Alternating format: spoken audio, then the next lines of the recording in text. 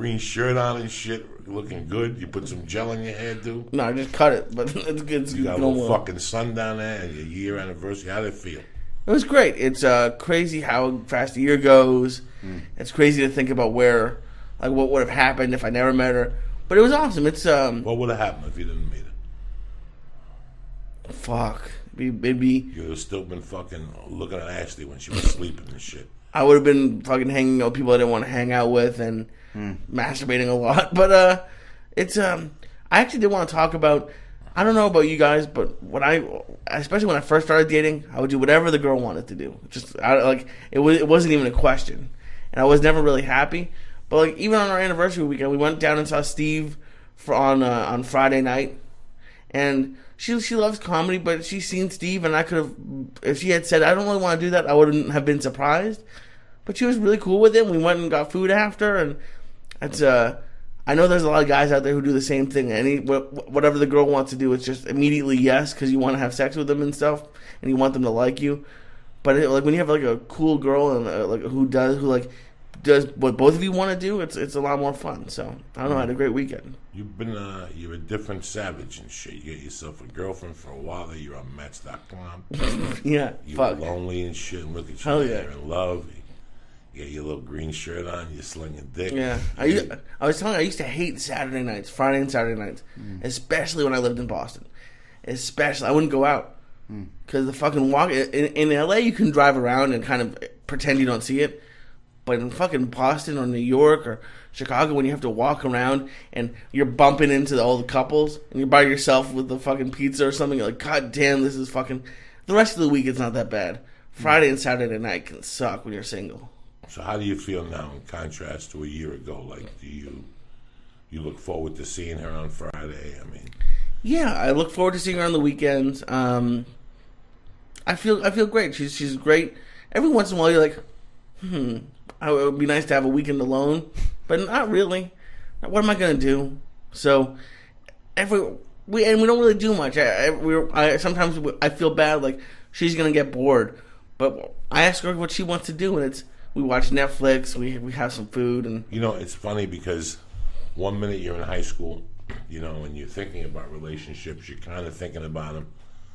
The next minute you're in college or you're living your life. You're outside of your house and you're wondering to yourself, when is this going to happen for me? When am I going to get a girlfriend or somebody to love me or whatever the fuck, however somebody to suck my dick or do my socks, whatever the fuck, whatever mentality you have at that age. It's the mentality you have at that age. The mentality you have about love at 20 and the mentality you have about love at 35 is two different things. Two different things. At 20, you're looking for somebody to suck your dick, not spend too much money, do your socks, and make you a sandwich. You don't really see love and life for what it really is, But then as you get older, you see it. When I had a girlfriend at 20, my priorities were completely different at 30. But the funny thing is that one day you're living it. One day you're at a movie theater with a girl and you're, on your first or your second date, and it's very awkward. Yeah. And the next minute you're at the 6-month mark and you've slept with her already. And you've met her brother, and you've met her mom, and it's okay. And now you're at the 3-point mark. Then there comes a day. You want to talk about weird when you're living with somebody. Oh, God. I mean, I've never done that. When you're putting your shoes on and you're faking the funk. You're acting like you would if you were on a TV show. Oh, God. Because you really don't know how to act. You don't know how to act at that age. You're 22. You're living with a woman, and you act like you would on a TV show. Oh my God, no, it's a great moment, Yeah. And then reality. And it's so weird how life comes in phases, like you thinking about, like, I can't wait till I live with a woman one day. It's supposed to be this big deal. You're supposed to be a different person. But then one day you're there. You're living with somebody, and you're like, wow, it's either great or it's just weird to see your evolution, Lee. Like, yeah, no, it's crazy. And then it's, we're going to wait a while to move in together, but it is kind of crazy. Like, like this weekend, I caught myself thinking, like, fuck, what if we get married or something in a few years, and then when I'm 35, I'm completely different? Because, I mean, I see it so much now. I mean, my parents are divorced, her parents are divorced. It's and it's getting to the point where a decision has to be made. Like, it's not like she's not asking for a ring, but at some point she's gonna want one after a couple years. And again, what she wants and what she gets is two different fucking stories, Lee. Yeah, they all want something, but it's at your time and it's at your pace, and they're gonna break your balls. It took me 9 years to propose to Terry. Oh yeah, she'd murder me. No, it's no. It's what you gonna do? Go somewhere else? Where you gonna go? The store is fucking closed. Yeah. Where you gonna go? This is your, and that's a mistake we make. That as men, you made a very valid point this morning. Like, you can't do everything that they want to fucking do all the time. That's why sometimes you come to me, you're like, I'm going to this restaurant. I'm like, don't do it. Just for the simple thing that you have to have. I have a different relationship with Terry than I say with Carol when I first moved here. When I first moved here, Carol used to always want to come to my comedy shows. When I started dating Terry, that shit wasn't going to fly. Right. I don't want you at my comedy shows. I made that a fucking point from day one.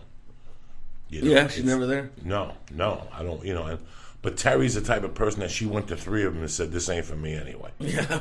This ain't for me. I can't see, I'm going to be working at this club in October, and I was thinking about the feature act, and I love him dearly. But I know that he's going to show up with his wife, the family, her brother, the in-laws, the whole fucking weekend. The whole thing. And I'm over that point. And he's been doing comedy as long as I have. I don't get it. It's like they meet and then they do their hair and it's this big fucking deal. To me, I want to get in and out of there. But we're just talking about every relationship's different. I was thinking about you a lot this weekend because it has been a year. A year earlier we were torturing Melissa last year at the San Jose Improv. Right, yeah. That's great. That was after my first date with Paul. We had 2 dates, and then I went to San Jose with you, and she went to New York. And yeah, it's been a year since. That's fucking crazy. And it's crazy how I remember being 20 and being a fucking ball of death. Like, I was just fucking crazy. It was July 1st, 1985. So it was basically 29 years ago. And I was alone, I didn't know what to expect. And I met this girl. Lived downstairs in my building. I saw her come up for a vacuum one day. And we made eye contact. And a week later, I asked her for a soda, and we went out to Chinese food, and we went. I had a stolen credit card, so I would take her to lunches under $50, so they would never run the credit card.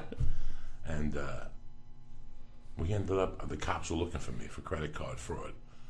And I told her the truth. I liked her, and I told her the truth. I said, listen, I ain't gonna lie to you. The cops were looking for me. I gotta get out of here. She's like, I'm coming with you. So she decided to come with me. This great little blue-eyed girl decided to come with me. And I remember being in San Francisco in a hotel room with this girl. Like, going, all my life, I wanted to live with a woman. Here it is. I'm in the bed with her. That's it. I get up in the morning. I go get a coffee. I go get her a Danish, I go get her whatever, orange juice. I come back. She gets ready. We take a walk. I was living with this fucking woman. And it was amazing that I made this whole big deal up in my head. Right. There was this whole big deal up in my head about this, dating somebody and being with somebody. And here it was. And it was no big fucking deal. It was no big fucking deal. Society had made this big fucking deal about, you're going to live with her and this, and it was no big fucking deal. Yeah. Now, instead of just going on a date with her, I didn't have to call her no more. I didn't have to pick her up anymore. Yeah. She was right fucking there, Yeah. It's the evolution of love is really amazing. And now to be with Terry for 14 fucking years. That's great. The first 2 years with Terry, I didn't even see her. Really? Didn't even see her, I don't think. I'd see her here and there, drips and drabs, after work, midnight. It was just amazing how this whole thing worked out. But it's really a good thing to see. You went away for your anniversary. Yeah, it's not even her. It's like, if she's not gonna listen, but it's not negative things. But I'm like, sometimes I'll be like, should I be thinking about stuff for podcast right now? Sometimes I'll have thoughts like that, which I guess I don't know if it's negative or I shouldn't have it. But every once in a while, I'll be like, she's only there on the weekends, and if I do Steve's podcast, I'll still do it during the weekends. But every once in a while, I'm like, I wonder if there's something else I should be doing. But I mean, like you've said that you don't even do Sundays anymore because you have to spend parts of the weekend with your family. And well, you have to have balance in your life. Yeah, right. You have to have. That's what this life is about, man. And when we're young, sometimes we don't have a lot of balance. No. We have a job, and then we have the weekends. I mean, I never took a vacation from the vacation. Right. You know, when I lived in Jersey all those years, Friday came, you got a bag of Quaaludes, you went down the shore, and you came back Sunday night. Shore. Yeah, you came back Sunday night. You went to bed. You woke up and you went to work. There was no gap. There was nothing. You know, there was no nothing. Yeah. So it's just, I mean, listen, man. Sometimes I sit there and I'm sitting with Mercy, the baby, and I'm like, I should be writing a joke right now. But this is balance. Yeah. This is balance. Last night I was sitting there and I was like, I need to do this. No, I don't. I need to watch 60 Minutes and catch my breath to me. That's what I do every Sunday night. I need to watch 60 Minutes and relax, you know, or what's the HBO sports? Real sports or whatever the fuck. Just something you have to do it. Something that I've taped. You know, for me to entertain, I have to get entertained. Yes. You know, for me to entertain, I have to entertain, to learn how to entertain. So I have to be entertained. You know, sometimes I have nothing to do. I need to get entertained for an hour. I've been on this computer enough. I've looked at this pad enough. I've been at the gym enough. I've worried about this jiu-jitsu move enough. Now it's time to just soak. Now it's time to take 2 hits off a fucking pipe and let my mind take its fucking course. Relax. Yeah. Relax. I think that's what I didn't do at an early age, is find the time for myself. And now I find the time for myself. You know, the last 2 months, I've been having success losing weight. What do I talk awesome. about? Losing weight, a pound here, a pound there. And I didn't know what it was. I was sticking to a diet. I was working out. Yeah. I didn't know what it was. And then I sent my computer card in. Behind my sleep apnea machine, I have a card. And you're supposed to send it in every 60 days, every 30 days. Then they email you a report of your month. What nights you had apnea, what nights you drank alcohol, what your blood pressure was while you were sleeping. Wow. It has an in-depth report. And the doctor called me and said I was sleeping like 4.8 hours, 4.3 hours a night. Yeah, when you told me that, I couldn't believe it. I was like, fuck. But it's true, because I was going to bed at 10 to 12, and then 4:15, let me get up. I got something to do. And I get up, and I'm drinking coffee, and then the whole day I'm walking around tired. Yeah, it's the worst. My blood pressure's high, because when you don't sleep, your blood pressure shoots up. Yep. So that's the downfall of that disease that I always have to do something. Joey, don't you sleep? I get on Twitter, and I'd see people going, Joey, don't you sleep? You were just on Twitter 4 hours ago. Yeah. I've been forcing myself to take care of myself lately as far as the sleep is concerned. You know, I'll eat an extra edible. You know, it's amazing how when I was snorting blow and going out every night, I could eat 3 10-milligram Valiums. So that's 30 milligrams of Valiums. I got up to 60 milligrams at one point. Is that a lot? Oh, my God. That could kill a horse. You know? Okay. Now I could do a 0.5. Wow. And sleep an extra 2 hours. So what happens is I go to bed at 11. When I wake up at 4 or 3 to pee, I'll stay up after I pee. I'll see one of the cats and start petting them, and next thing you know, I'm on the floor, and that's not good for me. So now, as soon as I pee, I don't even look at the cats. I just run back to that fucking bed, put the blanket on my head, and pray to God that I fucking fall asleep, you know? Yeah. So I've been taking care of myself more that way. That's you have so it's made, you know, there's so many variables in taking care of yourself. There's tough. So many fucking variables. And you know what, man? When you're 28 and you're working a job for an air conditioning company, and you got a girlfriend and she lives 45 minutes away, you don't sleep. You know, I know it. I've been there. I know what it's like to fucking have a job and drive, and you got to drive here and there, and you don't fucking sleep. You take but you got to, you know, there's so many variables of taking care of your sleep. You got to drink water. You got to take supplements. It's a fucking part-time job. Yeah. It's a job. It's a lifestyle. That's why Weight Watchers says it's not a diet. It's a fucking lifestyle. Yeah. This is it. This is, you know. It's what you're going to have to do. What's up? Nothing. I'm feeling this. Steve those Simone. Cumis hermanos. Steve Simone's in the motherfucking house, getting ready for Vegas. The South I can't wait for that. You know, they're taping Tough Season in LA, in Vegas, like the UFC when they have tough. Cool. So it's Sergio Pettis against fuck, I was just thinking of his name. Jesus fucking Christ. So they're in Vegas next weekend. So I'm gonna hit the one kid up to come to the show. Oh, that'd be cool. So what the fuck is his name? Gilbert Melendez with Jake Shields and all the fucking savages. Yeah. So they're in Vegas. So myself and Steve Simone. I'm surprised Steve's even going to be in Vegas because I don't know how La Jolla is going to survive. Fucking Steve is in La Jolla every fucking weekend. Yeah. I've never seen nothing like that in all my life. I love San Diego. He's either at the fucking comedy store or he Doing invents one-nighters. these fucking one-nighters. Where do you do one-nighters? Mal Hall's got one at the Gas Lamp. And It's a little, cool little bar downtown. And that's on Fridays and Saturdays. They do that on Fridays. And then there's another one at this club called The Wood, right 2 blocks away from the condo in Pacific Beach. I stopped by on Wednesday night. It was awesome. The kid's like, "You gonna come down in August?" I was like, "You're goddamn right." So I'm they gonna do come comedy at Pacific Beach on Wednesdays? Yeah, it's a great room. You should go in there and What's blow it What's up. the name of the kid? Josh Nelson. He's a good dude. Not that other kid that used to run all those PB beaches. San Diego had a great comedy scene about 10, 12 years ago. They even had a Monday night. Wow. So basically your week ran Monday night at this, oh my God, I forget the name of it. Fucking cool as shit. What's that fucking, oh my God. I forget the name of that band. Was that the... I remember seeing you at Moondoggies with Moondoggies? Sam Tripoli back in the day. Yeah, Moondoggies was Tuesday night. I think and then so. Wednesday night they had something, the one next door to it.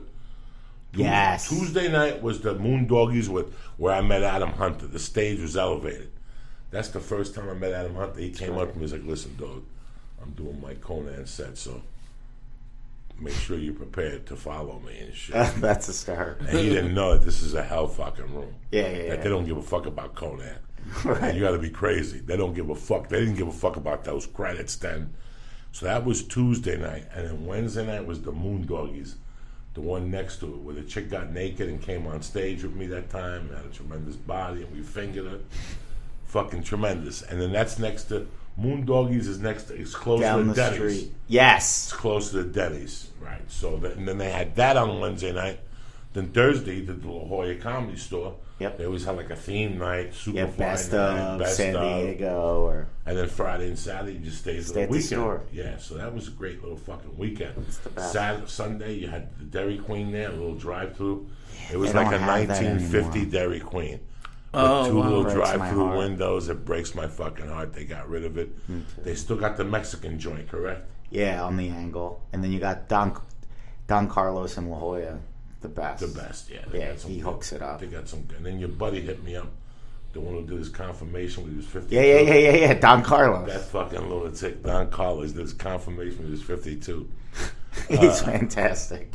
I gotta tell you something, man. San Jose is one of those towns like La Jolla that we've been going to as a comic for fucking 15 years, because before San Jose club got big, they would always have us during the week, Wednesdays and Thursdays, drive up 5 hours, do the show, share a hotel room, and then you come home. San Jose was one of the last, and the hotel in San Jose is tremendous. Yeah, it's nice. It's the Fairmont Hotel. It's fucking tremendous. You have a great week. San Jose has the bakery downstairs. They have Oh, the yeah. best With bakery, those real big with those real- treats. I stayed All the kinds fuck. of treats. I stayed the fuck out of this time. I went to McCormick and Schmidt's one time. I got Nice. the lobster salad. They have a lobster special salad for lunch. Jesus fucking Christ. Little bits of lobster with lettuce, tomato. You know what? And I'm impressed with it for California. They do it that way all the motherfucking time in Texas at Papa Do's. I love Not Papa Do's. Yeah, Papa Do's. They do that seafood, lettuce, tomato. Oh my fucking God. Where you don't even finish it. You can't finish it. But this place did it pretty nice. Plus, I used my little McCormick and Schmidt's card, and they picked up the soup on the arm. You know what I'm Nice. saying? But then Original Joe's is just too much. Yeah. And We went there spot. one last year at like 10:30 in the morning. You planned the walk, called me like, be downstairs at 10:27, because with the walk you got there just as the doors opened. I love Original Joe's. Get a side of spaghetti with And a it's steak. tremendous to go in there on a diet. Oof. It's That's different. discipline. No bread. That's it. No bread, no butter, which is the best bread in California. I didn't touch the fucking bread one time. No appetizers, no soups, no nothing. The one day I went to work out and I had a salad Nice. with a little steak, the little Chinese steak, no bread. That was it. And the one day I went in there and got I split the cheeseburger. Because you ever see this fucking cheeseburger in there? No, is it good? Oh, it's fucking Gigantic. You got to see the steak and eggs in there. Oh my God, my friend got steak and eggs with them. Like, look at the size of that fucking thing. He kept offering me half the steak. I split the hamburger with his wife. His wife was like, Joey, I don't want to eat that much. I go, neither do I. Yeah. I split the hamburgers and I tasted one steak fry. Ooh, Just to good. see that, they don't fuck around. They take a real fucking French fry. They take a real potato, chop it up, and dip that motherfucker. They don't fuck around at Original Joe's. Since 1985, I've been eating at Original Joe's. Wow. 1985. We're gonna go on 30 years years. next year. I've been with, and then I ate Original Joe's at the fucking airport yesterday. On the way out, you know me, I got two eggs, a steak, and no bread, no potatoes, but I got an order of fruit. Oh, it's awesome. That's it, and I just inhaled the fucking fruit. That's so good for you. Beautiful, tremendous, yeah.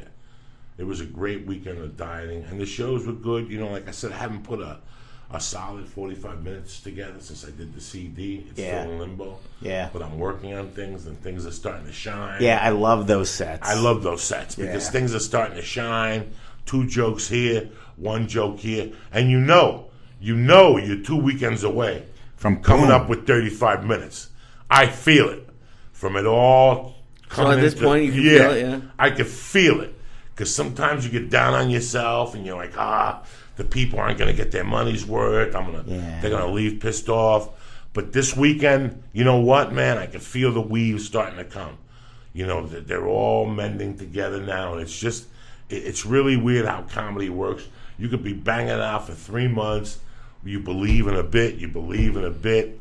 It gets 50% yield on the labor. Yeah. You know, people are laughing, but not really, but you believe in it. And it just needs that little tweak. It needs a finger up the ass or a tongue in the fucking vagina. It needs something. And all of a sudden, you write something, and it coerces and it fits. Right in the and now moment. you got 3 bits. Yeah. So when you had no bits, now you got 28 minutes and I see it. When I left San Jose on Saturday night, I go, oh, I see it.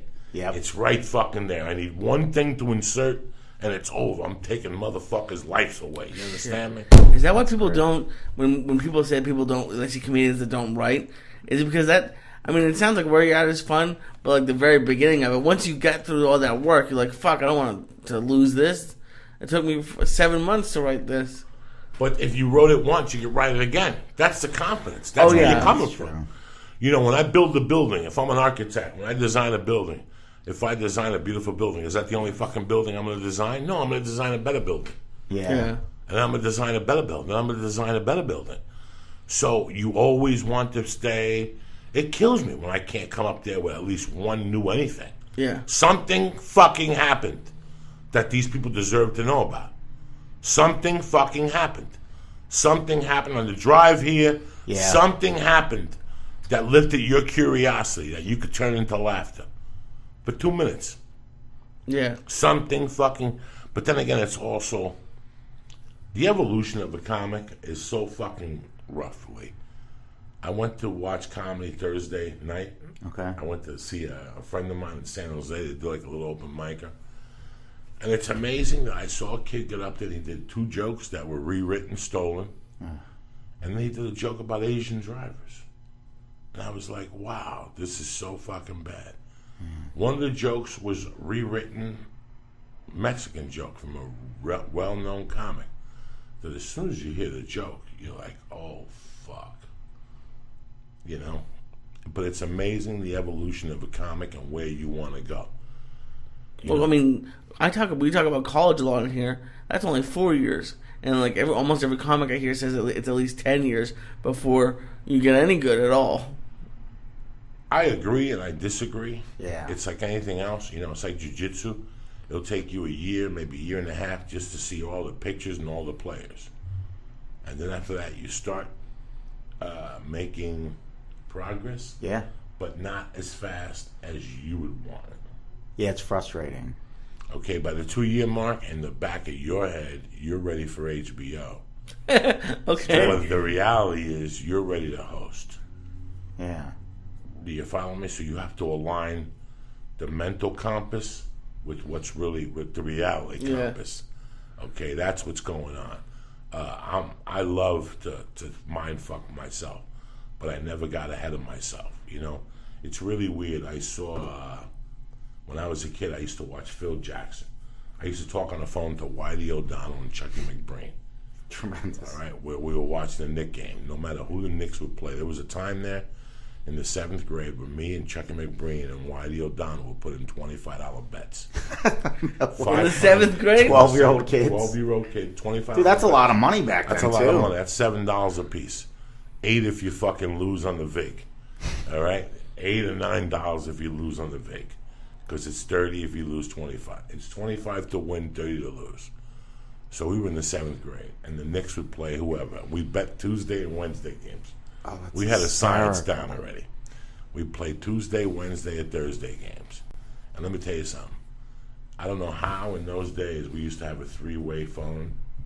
Yeah. Somebody could click the line twice. So what you did was, so in the old days, you picked up a regular house phone. Yep. If somebody called you, you had to hit the line. And then, Oh, yeah. Lee, the what's call- up? Hold yeah. on, I got Steve on the other phone. Call waiting. Then you hit the line. It was called cold waiting. Yeah. But in those, even in the 70s, you had 3-way calling where you clicked it twice and 2 kids would come on the phone or whatever. That had to be so much fun. So it would be me and you on the phone watching this Knick game. Yeah. And we would be yelling, fuck you, fuck, cocksuck, oh shit. Oh, and Whitey would be like, what am I going to do? I can't ask my grandmother for $10 again. You know, what am I going to do? My grandfather's going to be mad at me. You know, $10 is a lot of money when you're in the 7th grade. Fuck yeah. Plus you want to go to the school dance. Plus you want to you got stuff to do. Yeah, you got stuff to do, right? So I'll never forget they would put Phil Jackson in. When you were a kid and the Knicks would put Phil Jackson in, your reaction was, all right, time to go. Fuck this motherfucker. He wasn't a great player? He was horrible. He came off the bench, and his main attribute was to defend against the ball coming in from out of bounds. He was 6'8" and lanky and had these long arms. So do this? So he would just do that. Yeah. As soon as they put Phil Jackson, you would go, all right, Over. talk to you tomorrow. Fuck! That's hysterical. Fuck! And somebody would hang up the phone like, fuck, you motherfucker. We've been mushed. You know, yeah, we've been mushed. Phil Jackson has become one of the best basketball players or coaches or Yeah, best minds. best minds of our day. They're paying him $1 million a month to fix New York. 30 fucking years ago, when I was in 8th grade, 7th grade, Phil Jackson was a fucking joke amongst Joey Diaz, Whitey O'Donnell, and Chucky McBrain, the Irish Tower of Power, right? That's hysterical. So that's just the greatest lesson I ever got was from a comedian, a black comedian, who used to put cotton balls in his mouth. And he For used what? He used to go, this is my impersonation of Marlon Brando, the Godfather. He would put cotton balls in his mouth and turn around, and he would turn right back around and go, somebody fucked up my teeth, right? You know, just stupid shit, you know? But he came up to me one day, and we were talking, and he said to me, I love these guys that think they're headlining at the 6-year mark. He goes, I love these guys. This guy held a day job. Yeah. He was a computer engineer, and he did comedy. He was very funny. He had his moments, but he was also very knowledgeable about comedy. Like, once I met him, I knew that he had seen through it. Yeah. There's people that are not negative. There's people that can look at a situation, analyze it, and say, this is what I need to put into this. I'm going to do this, but I can't do this right now. He had 2 children. Right. He had insurance. He had a house. He looked like Eddie Murphy. He was very funny. But in his mind, he knew the reality of this game. Gotcha. I can't do this right now. I could do this on the weekends to accent my money and to make it a hobby, but I can't dig into this. Yeah, it couldn't be his So life. when you see somebody who's that very honest with themselves from the jump, you got to appreciate that attribute. Like, you got to look at it and go, holy shit, that guy's onto something.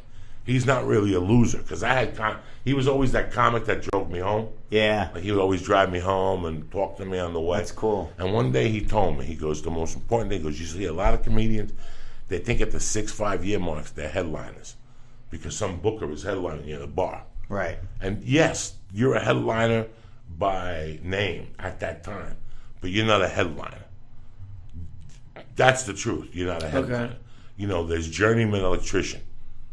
You know, when you listen to Journeyman Electrician, didn't Eric Clapton put an album out called Journeyman? Journeyman Electrician is somebody who's been around. Somebody who's, you know, before you become a journeyman electrician, you're a residential wireman. You get a license, so you start off as a helper, and then you're a residential wireman, which means you could wire dwellings up to 2 homes or 3 families. Don't quote me on this. I don't know exactly. I'm just explaining it to Levels. you. And then, after 4 years, you could take a test to become a journeyman. But a smart electrician knows that it takes about 7 or 8 years to really, I'm going to be a journeyman, but I'm going to get put on a job with real fucking journeymen. Yeah. And I'm going to go in there and throw my weight around. I'm going to fuck something up. Yeah. Do you follow me? Yeah. Once you understand the art of something, jiu-jitsu is Eddie Bravo has an arm bar, Cabrinha has an arm bar, and fucking Dave Camarillo has an arm bar. They're going to teach it to you. Each one might be a little bit different. You're going to go, but Lee taught it to me this. But the art of it is you making it your own. Wow. That's brilliant. That's the art. That's the martial art. Every art has a punch. You're going to sit here and go, Joey, I went to Taekwondo school and they're $60 a month. And I went to the karate school and they're $65 a month. I get more classes. What's the difference? You know, well, one has more kicks. Then you go online. What champions have won with Taekwondo, you know, with Kung Fu? Doesn't matter because it's an art. It's what you're going to do with it. You know, that's why you can't look at another comic and go, well, I want to do what Steve Simone is doing.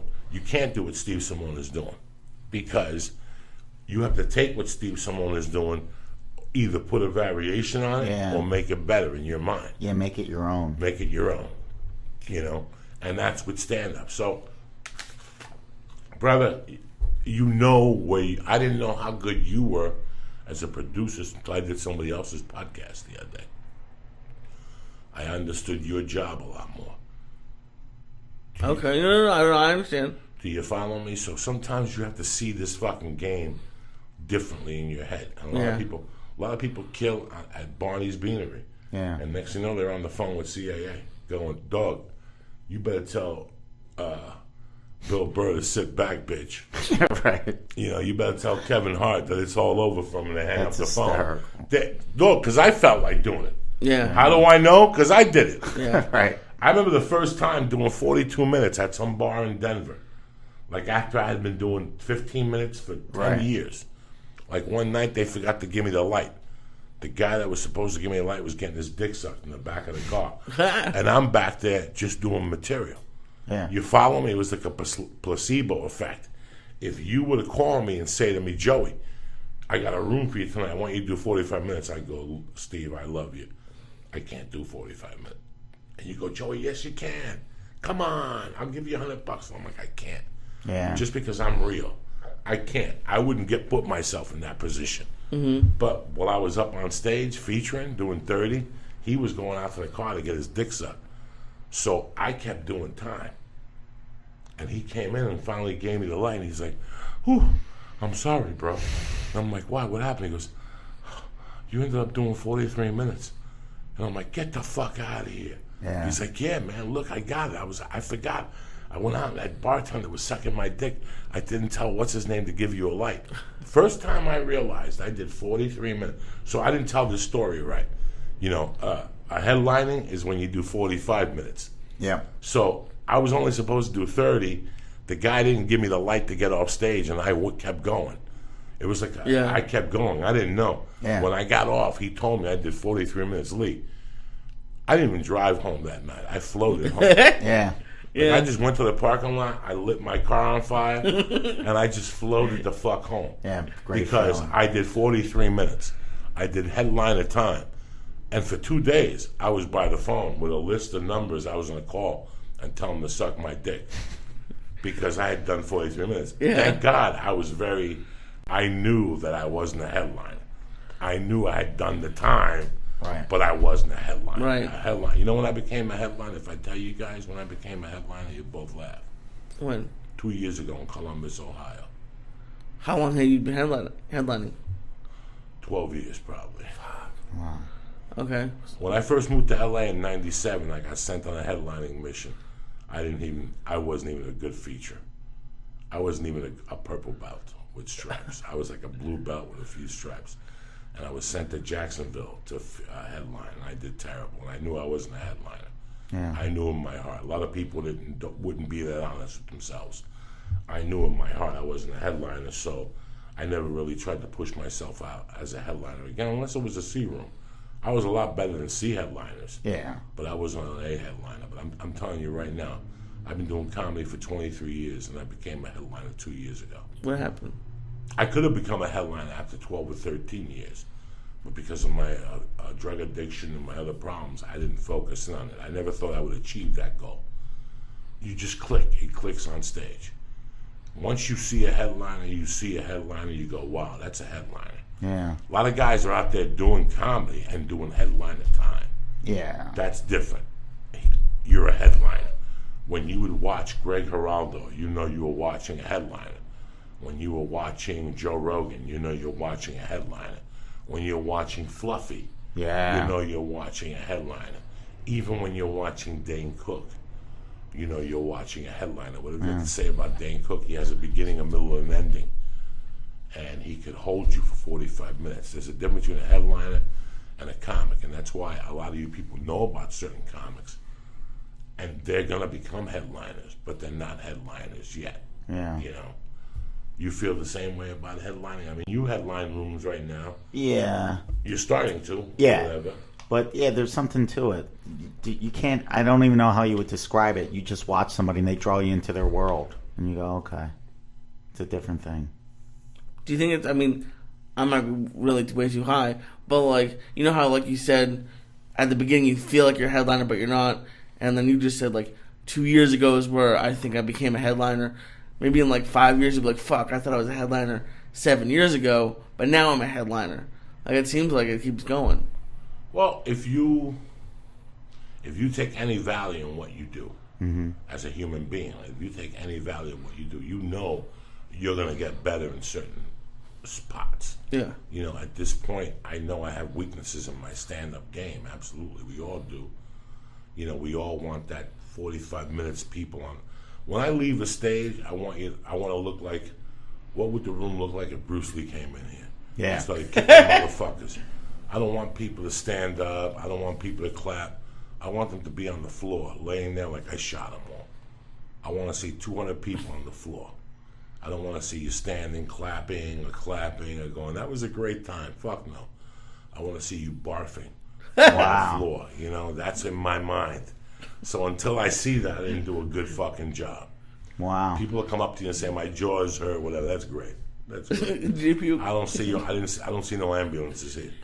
You know what I'm saying? When I'm coked up and some chick's got to suck my dick till her jaw pops out, and you got to dial 9. You ever get a blowjob till your jaw pops out? You ever suck a fucking twat till your fucking jaw pops out? No, I must be doing it till wrong. the bottom of this thing swells up. You get that little line under there. You wake up the next morning, you got like a little fucking blister under there. That's when you know you ate that ass for like 55 fucking minutes. You know what I'm saying? You suck that fucking thing like a Slurpee on a sunny day. Where's the music, Slurpee? Let's put this shit on, cocksucker.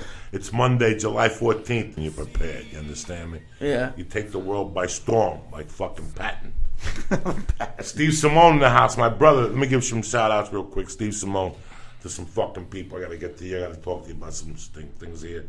How about a shout out to my main man John Diaz, my main man Robert Rodriguez bringing me a pipe and shit from my fucking vaporizer. Jim Bergman, I love you, cocksucker. Beatrice Bathory, I love you too. Jason Schminewa Naildre, I love you too. And Joshua Michalski, get it together. All the people who came out in San Jose. Some badass motherfuckers came out. Sergio Ortega always showing up. with Lee's fucking Flying Jew T-shirt on. And I loved it. I loved the Facebook picture. It was a great weekend in San Jose. It's funny because I got involved in something. I wanted to train with Guerrilla Jiu-Jitsu. His name is Dave Camarillo. And I wanted to take one of the classes. And it's fucked up. Thursday, my plane was delayed by 2 hours. Did I tell you about that? No. I love Southwest. I really do. Southwest with these short jumps, they do the ticket. They do the trick. For an hour, for 2 hours and less, I got no beef with Southwest. It's when you got to sound there for 5 hours. It's a long fucking plane ride. Yeah. And I went, and they were 2 hours late, so I missed the 5 o'clock purple belt class on Wednesday night. So I called Dave, and I go, Dave, can I come in tomorrow for the open mat? He goes, yeah, what do you want to do? You want to roll? I go, no, let me go in and get a lesson from you. Let me tell you something. He gave me a private lesson. I was fucking wiped the fuck out. Yeah, that picture, you looked like you had worked hard. Oh, my God. That motherfucker put me through hell. Wow. The tortures of hell. But my training partner was Kyle Kingsbury's father, who was a brown belt, and he was 61 years old. Wow. Or 56 or 61. That's I great. Think he started at 56. Oh, okay. 61 years old. You should have seen this guy's body. You should have seen his fucking body. I could feel his strength when we were rolling. It's just amazing. It's a great little art, I mean, I couldn't work out Saturday. My knee was hurting. Mm-hmm. I'm going to have to cut my knee. I'm going to have to do the surgery. Oh. I'm going to go get a second opinion from a therapist. I'm going to call him today and make an appointment. I tell you what's hurting my knee also, those 2 shows. Yeah. I got to put my leg up in between shows, Those fucking Friday when I got home, my knee was on fire. Because I do the show, I talk to people, I'm standing, then I do the other fucking show. It was on fire. And I hate fucking taking your leaves every night. I hate taking them. And that shit kills your fucking liver and your kidneys, Mm-hmm. Yeah. So I think I'm going to have to cut this. I'm going to go give this one guy a shot. My friend's boyfriend is he does some type of therapy with lasers. My wrist hurts from the kettlebells. Yeah. One wrist, I hurt my wrist, but it hasn't gotten any better. And this knee's fucking up. And I got to be honest with you, this other knee's starting to slip a little bit. Probably because of the way you got to balance it. It's the weight, bro. This weight. And like I said, I'm making a fight at it. I'm going at it every week, a little by little. But it was, I called. I'm such a fucking pussy, bro.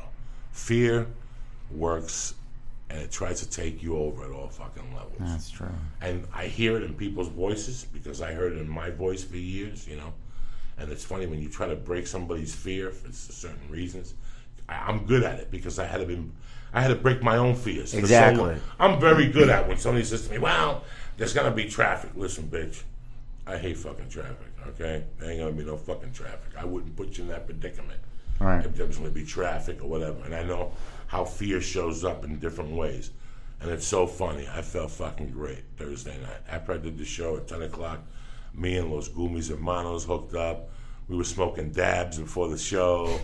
We fucking went. There was a long line on Thursday night. There was 200 and something people on Thursday night. I felt fucking great. Wow. I went on stage. I had a mediocre set. It was my first set of the night, Yeah. So first set of the week, I was busy during the week, so I didn't get on stage. We had 2 night podcasts. One of them went late, so I didn't really get a chance just to work out the ha-ha. So that first Thursday night was my first set. And let me tell you something. I went down there, and it was okay, but I was so fucking stoned on stage from those dabs. It was just sensational. But those people from San Jose, it seems like, and Lee is my fucking voucher here. Is it me, or does everybody in San Jose get hot? Oh, I remember. Is it me, Lee, or am I lying to the people here? Everyone who comes to your show, because remember, I was high on with Auntie Dolores, and 2 kids came up and they took a big nugget out of their back pocket. They're like, "This is Lisa Hyatt weed," and I was like, "Oh," and they're like, "We grew this for you." I couldn't talk. The night with Melissa in San Jose, I was just walking around. I couldn't open my mouth. She showed up with a box of 500 milligram brownies. Oh, that's terrible. Here's the best about Gumis Hermanos. I love Nail Their Life. I love everything about these guys. They're hardworking. They got great customer service. Did I tell you they had a peanut brittle, and I was supposed to bring Lee some, but I forgot it. Lee, this peanut brittle is so fucking delicious. You know when you put something in your mouth and you just let it melt? Because it's so Some good. things you bite, some things you just melt. This just melts. And it's it's 125 milligrams. They didn't want to, so what they did is they made it as strong as the Gummy? but they don't give you as much. Oh, okay. So it's just a little taste on the move, you know what I'm saying? Fucking delicious. Tremendous, brother. Tremendous. Did you smoke actual weed this weekend? Yes, I did 2 bong hits with, what's his name? Saturday night. Did I get high? A little bit. Yeah. I had a good time. I had a really simple, I like when I have time to, tomorrow I have to talk to Comedy Central. I'm doing a show with Ari. Oh, that's going to be great. So The storyteller they're one? calling me, but the time frame's going to suck. Why? It's 12 minutes. They're going to do a commercial break at 7. So your story has to go around 7 minutes, and you got to bring them back. I don't really have a story. You know, it has to be picked between friendship, romance, danger, and something else. I like the danger aspect of it. Yeah, I'm sure you got 1,000. I have 1,000 danger aspect, but real danger. Real, you know, it's funny how when you don't, who directed The Godfather? Coppola. You don't know how good Francis Coppola is until you watch Godfather 1. And you know, we sit here, podcast after podcast. If you have a conversation about movies, somewhere along the line it goes back to The Godfather, something like that. Masterpiece. And yes, it is a mafia movie that is very interesting. It's got a great cast. But the best person in that cast is Francis Ford Coppola. Because, you know, directing has become a person with a camera. Directing is the original storyteller. Okay, the director takes the script first, the producer, and he reads it. And the producer says, well, in my eyes, this is what I feel I want the reader to take home, or the person who watches this film to take home. Yeah. The director comes along and he figures out how he's going to become that conduit, how he's going to let the people who pay the $8 or the $5 or the $12 coming to see this movie, how are they going to take that message home? And there's a couple of scenes in The Godfather 1 and 2 where the camera work is brilliant because it takes your mind somewhere and it takes your head somewhere else. i.e., when Vito dies, they don't show his body, they don't show him falling. They show him about to have a heart attack, and then the camera pulls back. Yeah. And a minute after he dies, when the kid goes to run, the wind passes, a heavy wind. Yeah. In your mind, that's the wind taking your soul. That's how we were raised, you know what I'm saying? So that's a really good director. But there's a scene in that movie where, and I want to talk about this, I just need to get the balls to tell a story. And it's where right before he's about to kill Salazzo in the restaurant, and you hear the trains. You hear the trains. Anybody who's done something bad, when you shoplift, that's something bad because you're going against what you believe. You know what I'm saying? You're going against your morals. If you fuck a woman in the ass when she's sleeping, you know, you're going against your morals. So you feel bad, but you still do it. But when I say to you, Lee, we're going to get a gun and we're going to kick that fucking door down. You just started dating this girl. You just came back from your 1-year anniversary. The podcast is going great. Your father's doing well after all these years. Your mom has just retired. She's happy. All these things are going well. And then Joey Diaz is asking you to get a gun and go kick in a door. 2 minutes before we kick in that door, what you feel is something that you've never felt before. What you're about to feel is something you've never felt before. The sense of danger, the sense of fear, the sense of you're about to lose everything, all rolled up into one fucking minute. People have never put that weight together.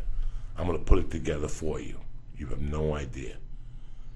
Here's Michael Corleone. He's in the army. You know, he just got he's home. They just shot his father.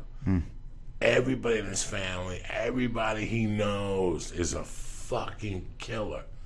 I'm not talking about some guy that just shoots you and runs in his car. I'm talking about guys that will put a gun in your fucking mouth and sit there and blow your brains out and then smoke a cigarette afterward and talk about how they got the same shirt you got. that you're worried. These are killers. These are psychopath killers. He's got all this pressure in the world. He's going to step outside this bathroom door. He's going to pull a gun from a bathroom. He's going to step outside a bathroom door, and he's going to kill the hottest gangster in New York City and the chief of police. What was that guy? McCluskey. Yeah, captain of police. Yeah, captain. You're about to kill a cop and a gangster, and you're supposed to walk into a car that's going to pick you up miraculously. Do you know what's going through your mind? And put the scene on. There's a part in that scene where he looks down and touches his head. You have no idea, and everything starts to rumble. Everything rumbles in your mind. Fear works fucked up, and He's clean. Don't take too long. and your heart, move that up when he goes to the bathroom, because he's walking into the Yeah, bathroom. he just walked into the stall right now. Do you want to go further? Oh yeah, before he goes to go out. Okay, he's finding the gun. What is it? He's holding on to his head. There's silence. The director is building the fear in Michael Corleone that he's building it himself. And only a person who's done something very bad knows this fear I'm talking about. This danger. When you're thinking and you're looking on the floor and you're thinking about your kids, you're thinking about your parents, you're thinking about your mom, your dad, your job. He already walked out. Mm-hmm. And now the train's going to start rolling again, right? I think so.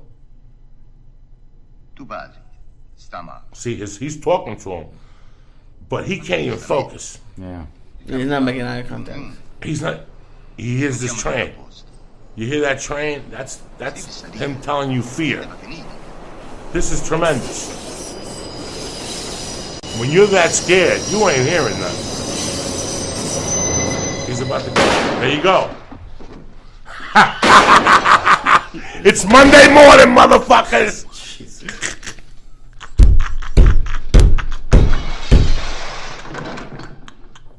That poor waiter. You worried about the fucking waiter? Don't worry about it. He's union. Fucking, fear is fucking crazy. But that's I forgot about that aspect of it. That he's talking to him, and he can't even hear what he's saying. That's how much fear takes over. Your heart, all you hear is your heart beating, and all you see is your life flash before your eyes. Like, I'm never going to see Lee again. I'm never going to see Steve Simone. What if they got a guy down the corner? What if this guy doesn't die and pull out a gun and he shoots me back? What if? What if I do? You have all these what ifs running through your mind, and there's only one thing for you to do, is pull that fucking trigger. Kick that door down. I did so many fucking things that involved my heart beating. And you know why I did them? Because it made my dick get hard. Till this day, I love my dick to get hard. Not before sex, but before something. It's like when I say something, it's like when I get into an argument, when somebody tries to boss me around on a set because they're a director or a producer, and you fire back at them. I live in that world. That's my world, to say something back to you. It's my world. I love that when my heart beats, when you say something and there's that fucking moment of silence. Like time just stops. I love all that shit. Not all the time like I used to when I was 18. Right. But once a month, it ain't bad. It's it's like when they're playing cards in Goodfellas and they shoot the guy. And they all look at each other like, it's a great fucking game. It's a great game. Somebody got shot. Lee, what's up, you cocksucker? Not much, buddy. Look at you, stoned to the gill. Steve Simone, what's going on with you? Lee ain't got nothing to say. No. Just looking forward to Vegas. Happy I recorded the album. Finally. Finally. You've recorded this CD, what, 8, 9, 10 million times. It went great. The one y'all went to was awesome. Yeah. So you recorded this one where? At the Comedy Store in La Jolla. Friday night? So you went to La Jolla Friday night? Look at you. How long was the drive from? Hour 10, I think. Because we went to the late show to miss all the bad traffic. So was Lee sitting there with his wife? Yeah, Paula came in. I was so excited. Was he because I didn't think like you Johnny Bananas? He was drinking champagne and shit. He had his arm looped in her arm like that. They were both It was great. Lee Syatt's here. And then people that listen to the podcast were like, There's Lee Boom Boom Syatt. And then people were coming up to me after the show. I heard Lee was here. Was Lee here? I heard there was a Lee sighting. It was great. He's a bad motherfucker. Look at him. Oh, my goodness. Lee, when you go home, what do your parents talk to you about? Well, I know they're not in Philly anymore. But when you go home at this point in your life and your career, what do your friends say to you about comedy? Do they ask you stupid questions? Not anymore. I remember, like, a joke I did about it was, like, when I first went back to Philly, everybody was like, how's it going? When are you going to make it? Like, you know when you would have a good set at the Comedy Store and I remember walking off stage going, I should call my parents and tell them, pick out a beach house. I'll be able to buy it for you. Now, nobody even cares. Like, nobody wants to put that kind of pressure on me. They're just happy to see me. So your parents live in Florida? Florida now. No, who's left in Philly? My brothers, my aunts, my uncles, cousins. It's amazing. And do they remember the beginning when you started in Philly? Yeah. And would they go watch you then and you'd be like fucking dying on stage? What would you be talking about? I didn't do that much in Philly, but when I got started, I was filthy on stage. I would just, because I was nervous, I would curse all the time. And then now, You don't give a fuck. yeah, whatever. You just do Let them whatever laugh, comes. let them not laugh. Who cares? It's funny, you're kicking ass, bro, in your own little way every week. Listen, man, as long as you're out there, That's it. and this is all we talk about, and it's so important with comics, especially in LA. You know, what your attitude and your habits are when you're in Philly or Michigan or Idaho, those are great for them. Yeah. When you live in this town, there's so many small windows of opportunity anymore, especially on the weekends to get on stage. You think about a beginning comics career. We get on stage Sunday through Thursday because there's open mics.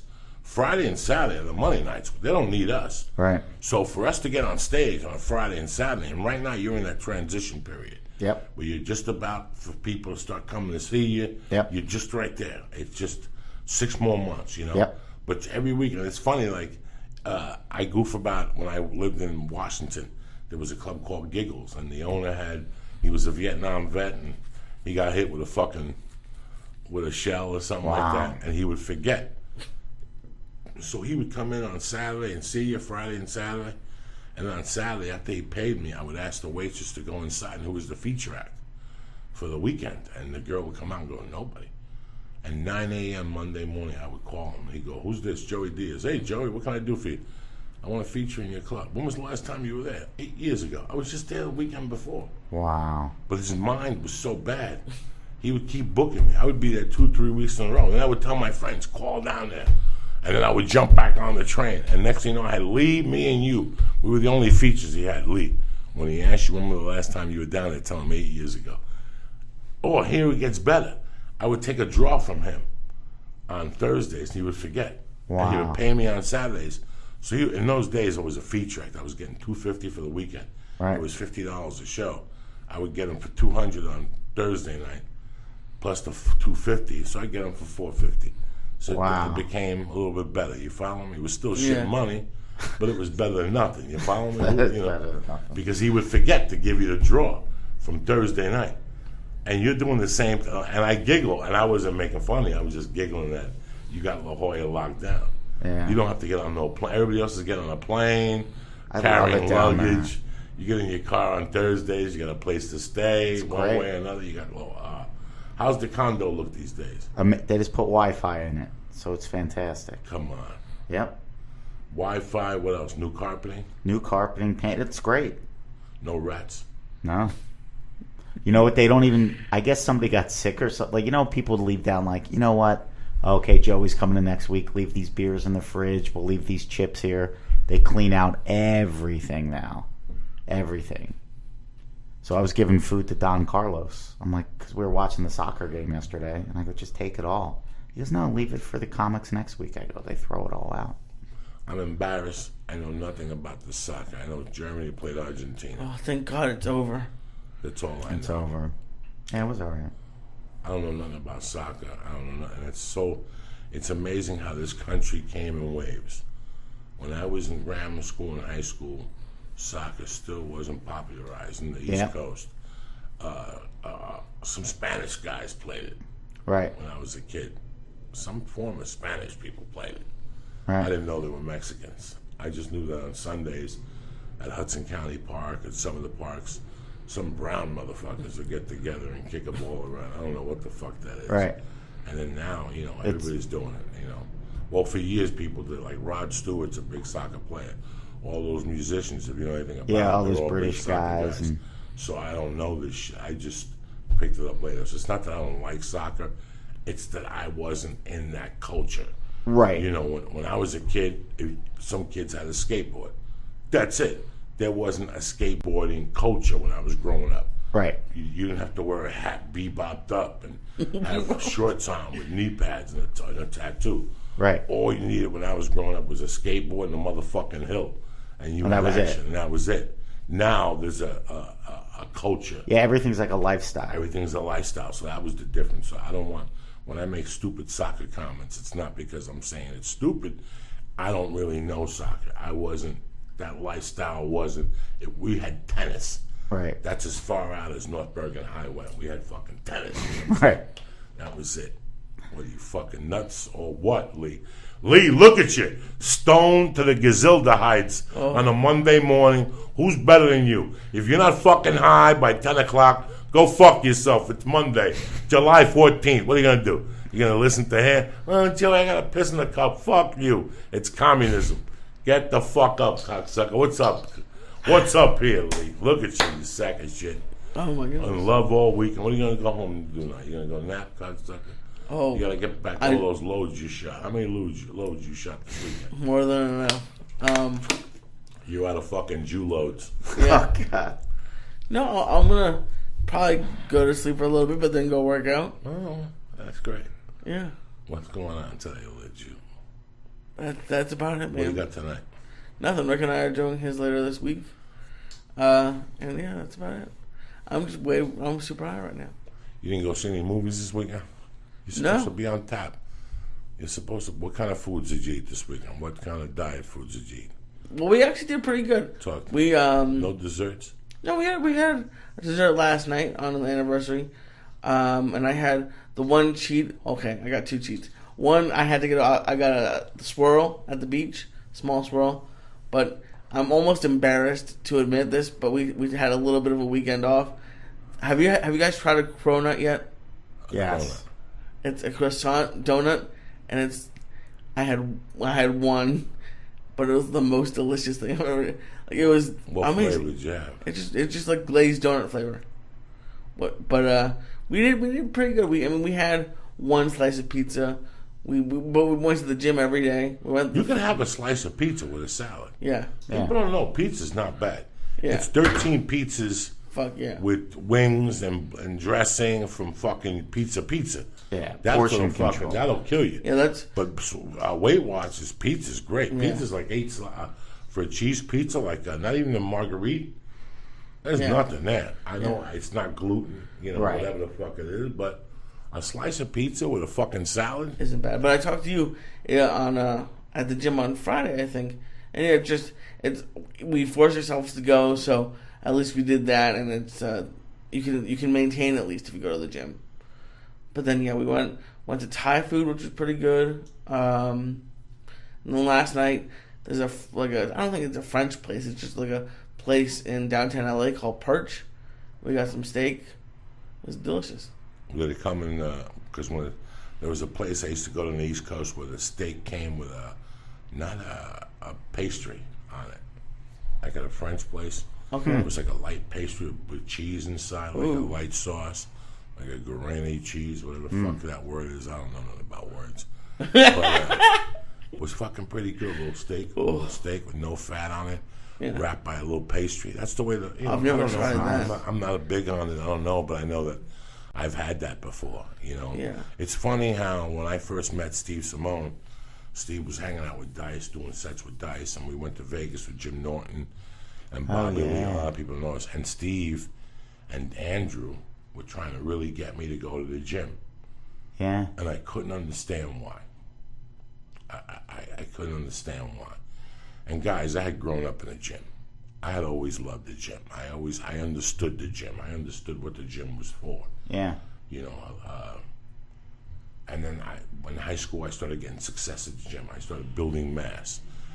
Some people could go to a gym for 6 weeks and get a vein on their arm and a bicep, and people come up to you and go, "Bro, are you lifting?" You know, and some people, it's in your DNA, it's in your genes. It's just the way your body adjusts, you know. So I knew from early on, playing basketball, from doing, 5 sets of 12 curls, that my body reacted to it. So I did well with it, you know, and then I lifted in high school. I got a little big, and then when I went to Colorado, the guys I lived with every night, those guys didn't believe in the TV.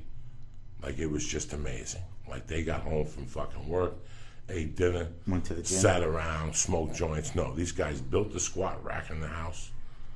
They had everything made from wood and metal. Wow. Lat machines, squat racks. They didn't believe in gyms or nothing. And downstairs, they had a bag of fucking weed, and they rolled joints, and they would go downstairs, put on Black Sabbath, and just lift weights. And they do all the strength exercises, benching and cleans and all that shit. Yeah. So you couldn't sit upstairs, where they didn't have a TV. They had a stereo with milk cartons to sit on, and curls of all different weights. Wow. So when you sat down, you didn't really sit down. While you were having a conversation, you were still working out. Those were the people I lived with. Wow. So I lived with them for a while. Then when I lived with Jimmy, me and Jimmy moved out. Jimmy and me put a punching bag on the balcony. So there was no excuses of going to the gym. You know, like 30 minutes before you watch TV, you went out there, you put your mitts on, you stretch, and you hit the bag, and you do push-ups. So I had been brought up in that mentality. Yeah. And even when I went to Jersey, all those guys do blow and shit, but they're at the fucking gym. Yeah. And they go to the gym. Yeah, I'm gonna do arms. Yeah. They do arms 4 days a week. They go to the gym. They do 3 sets of curls, So true. 2 sets of sit-ups. Then they make a phone call. We gotta go. I got things to do. But they go do arms. You know, the point of the story is that even at an early age, I knew that when I was a thief and I was making plats, like, you gotta think, how are we gonna make money this week? I don't know. Give me an hour. That hour was me with Def Leppard on, in a gym with those cement weights with the rubber around them. Oh, yeah. Remember those weights that you filled up with cement? So they were rubber. Oh, yeah. And cement was in them. And they told you it was 30 pounds. It could be anything. No. It could be anything. And I remember just doing like bench presses, bent over rows, one-arm pulls, upright rows, all the strength exercise, curls, reverse curls, pull-ups off the bench, and I would do that 4 days a week. But that hour and a half was spent in plotting. Yes. Which I was plotting my next move, plotting how I was going to break into this house, plotting who I was going to use, what weapons, what vehicles I need, what tools I would need, who I would need. Same thing applied. So all those years, I stopped doing all that shit. And it was you and Andrew who slowly, and Chrissy. Oh, yeah, she was a sweetheart. Chrissy she worked at the Gay Golds. Yep. On Gower. Yep. The real flaming, where a lot of flaming men hang out. Really? And Dice would go there. Yep. She would make Dice go there. So she's the first person that pulled me aside. She goes, I'm moving to New York, but I had to do something. I got you a year's pass. So you have a year of no excuses. Wow, and I that's felt great. so touched. I remember her saying, Joe, you got to run, you got to walk, you got to do all these things. Yeah. And for a couple of minutes, I was kind of mad at her. Yeah. I was like, look at this bitch telling me what to do. Yeah. But then, before I choked her, I realized where she was coming from. Nothing but love. And how much she cared. And at first, I would go in there and do it. And then I remembered again what it was for. I remembered what the gym was for. It wasn't to lose weight. It wasn't to get healthy. It was for my naga. Yep. But instead now of planning to rob somebody and planning on stealing from somebody and planning on how I was going to do drugs on Friday, I was writing a joke. I was making my plan. Well, if I book a movie and I put out a special, it's a 1-2 punch. So I was planning my life. You know what I'm saying? That's why I said to you, you have no idea the benefits of exercise. It's not just to help you lose weight. It's to give you an hour. That hour is so, I can't pay you for that hour. Yeah, the best ideas People come can't from. pay you for that hour. I'm telling you right now, when you were editing, think about it. If you just edited and you had that night job. Mm-hmm. Yeah, your thought process is when you're driving home on the 405. Hell yeah. Along with, I hope this motherfucker's not closed. Right. I hope that my exit. I hope there's no fucking traffic. I hope there's soda at the house. I hope that I don't. You know what I'm saying? I hope there's a parking spot. Yeah, a million different things. I'm not talking about getting in your car and going, I left the phone in the car. I'm not even fucking, like, I worry now when I go to the wine out, it's so hot. You ever get in your car and you leave your phone in there and your phone's too hot to Sizzled. operate? Yeah, it overheats. You know, it overheats and shit. And I don't give a fuck. I don't give a fuck. Yeah. That hour in there belongs to me. If you go in there and you really bang it out for an hour and 15 minutes, no talking, you know, that guy that comes up to you, how are you? Great. Yeah. Oh my God. I went in for this out there. Listen, Good I don't know line. nothing. That's why I always got earphones on. I don't Yeah. know nothing at the gym. Yep. Don't even think about it. If you come up to me, you go, hey, how was the movie? Black people? And so you know that I don't even know. I'm just going to throw a reaction at you that's going to be so That makes far no out sense. there, you're just going to keep fucking walking. There's a guy at the old Y, the Y in Sunset. In Hollywood. That's an old guy. He's 94. This guy can't wait to tell you he's 94 and what he eats for breakfast. Yeah. And how his wife died 4 years ago. God bless her soul. And next thing you know, you're 30 minutes into this ear beating. Yeah. He's been there since 6, trying to do one set of lap machine. But he's just ruining people's workouts. This is his social calendar. Yeah. He's a sweetheart of a guy. I'm not saying nothing bad about this guy. I don't even know what his name is. I'm not making up a character. There's really a guy at the Hollywood Y that's got to be 94, 95. And in the middle of your workout, he'll come up to you, take his shirt off, and flex for you and everything. With his little wings and shit, the fat hanging off his biceps. Guy looks amazing. If I look like him at 95, God bless. But once he tells you the story one time, like the first time you humor him, but every time you're about to put your glove on, right when you put the one thing on the one ear, and you're about to put the other one on, he would start another 15-minute story. Oh, boy. I've been here since 1954. Did I tell you about that? I built the extension here with my heart, and he'll just go. And next thing you know, you're 35 minutes in, you didn't do your workout. Yeah. You didn't do your fucking workout. You know, now you're behind the 8 ball, so either you stay and do your workout, or you take an ear beating from your wife or girlfriend because dinner was going to be made at 7. Now it's 7:45. It's amazing. That's why when I go to I don't know nothing. I don't know nothing. Excuse me, do you know the yoga classes? And your mother's asshole. I don't know nothing. Don't even ask me. This ain't no social activity. This is work. You want to talk? Fucking get on the chat room. Yeah, right. The fuck, Syatt? You ready for another arm? No, thank you. You ready for another arm? Look at you. You ain't even that high, Lee. I'm pretty high. This is nothing. These are 10 milligrams. That's not true. Look at read the box. These are the baby ones. That's not a baby one. These are the baby ones. Well, you give me the red one. Maybe the red one was bigger. No. The green one, the red one is weaker. I'll give you a little piece of the green one just to get the party started.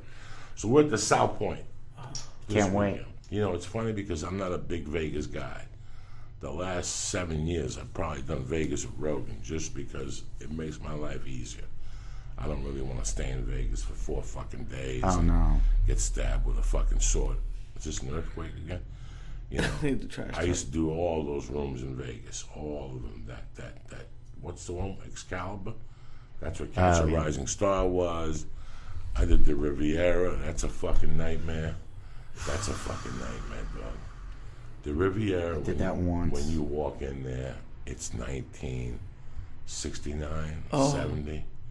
It even smells like 1970. When you walk in the rooms, you can still smell high karate. Like old cologne and shit. It's fucking That's crazy. hysterical. It really is fucking crazy. Yeah. And then you get on stage. Like they used to have a midnight dirty show. Oh, And you yeah. can tell these people don't know anything about what dirty comedy is. The only thing they know dirty is their life. You could see them sitting there like with the oxygen sucked up. And you're telling them jokes, and they're thinking about how they're going to pay their mortgage and how they're going to get another 1,000 to come back to Vegas and win back the 20,000 they lost. You could tell as you're telling them So jokes. sad. If you've ever been there, if your face has ever been there, you could tell where the fuck they've been just by when you're telling them jokes. You're like they're numb. They're fucking numb. So I'm happy. South Point Casino is not on the Strip. Good. And what they do is they've made it very hip. They do a dirty show on Friday night. And all the comics from all the clubs. So any comedian that's at any club will be there at 12:30 because they serve like dollar drinks or something like that. Steve's and I shows at 7:30 on Friday night. It's early. We're out there by 9. That's great. There's a movie theater at the hotel. We go to the movies. I would love that. I heard they got a great fucking buffet. Somebody told me they got a seafood buffet. Oh, I'm in Seafood for that. Something. So listen, man. Like I said, I'm not a big Vegas guy. I know we can't get high in Vegas, right? Yeah, I think they're pretty good. They don't like that. They don't like that, but we'll fucking eat edibles. How's that? I'll Let's eat get the fucked up. buffet. If you're not doing shit, let's get fucked up. Let's go to Vegas and walk around. Who you kid? You go to strip clubs and shit when you go to Vegas? No. Leave Simone? You stay in your room? Yeah. I don't go to strip I clubs. do nothing in Vegas. I crank up the air conditioning, I watch cable, and I eat. I went to a strip club one time when I used to be with the gambling guys.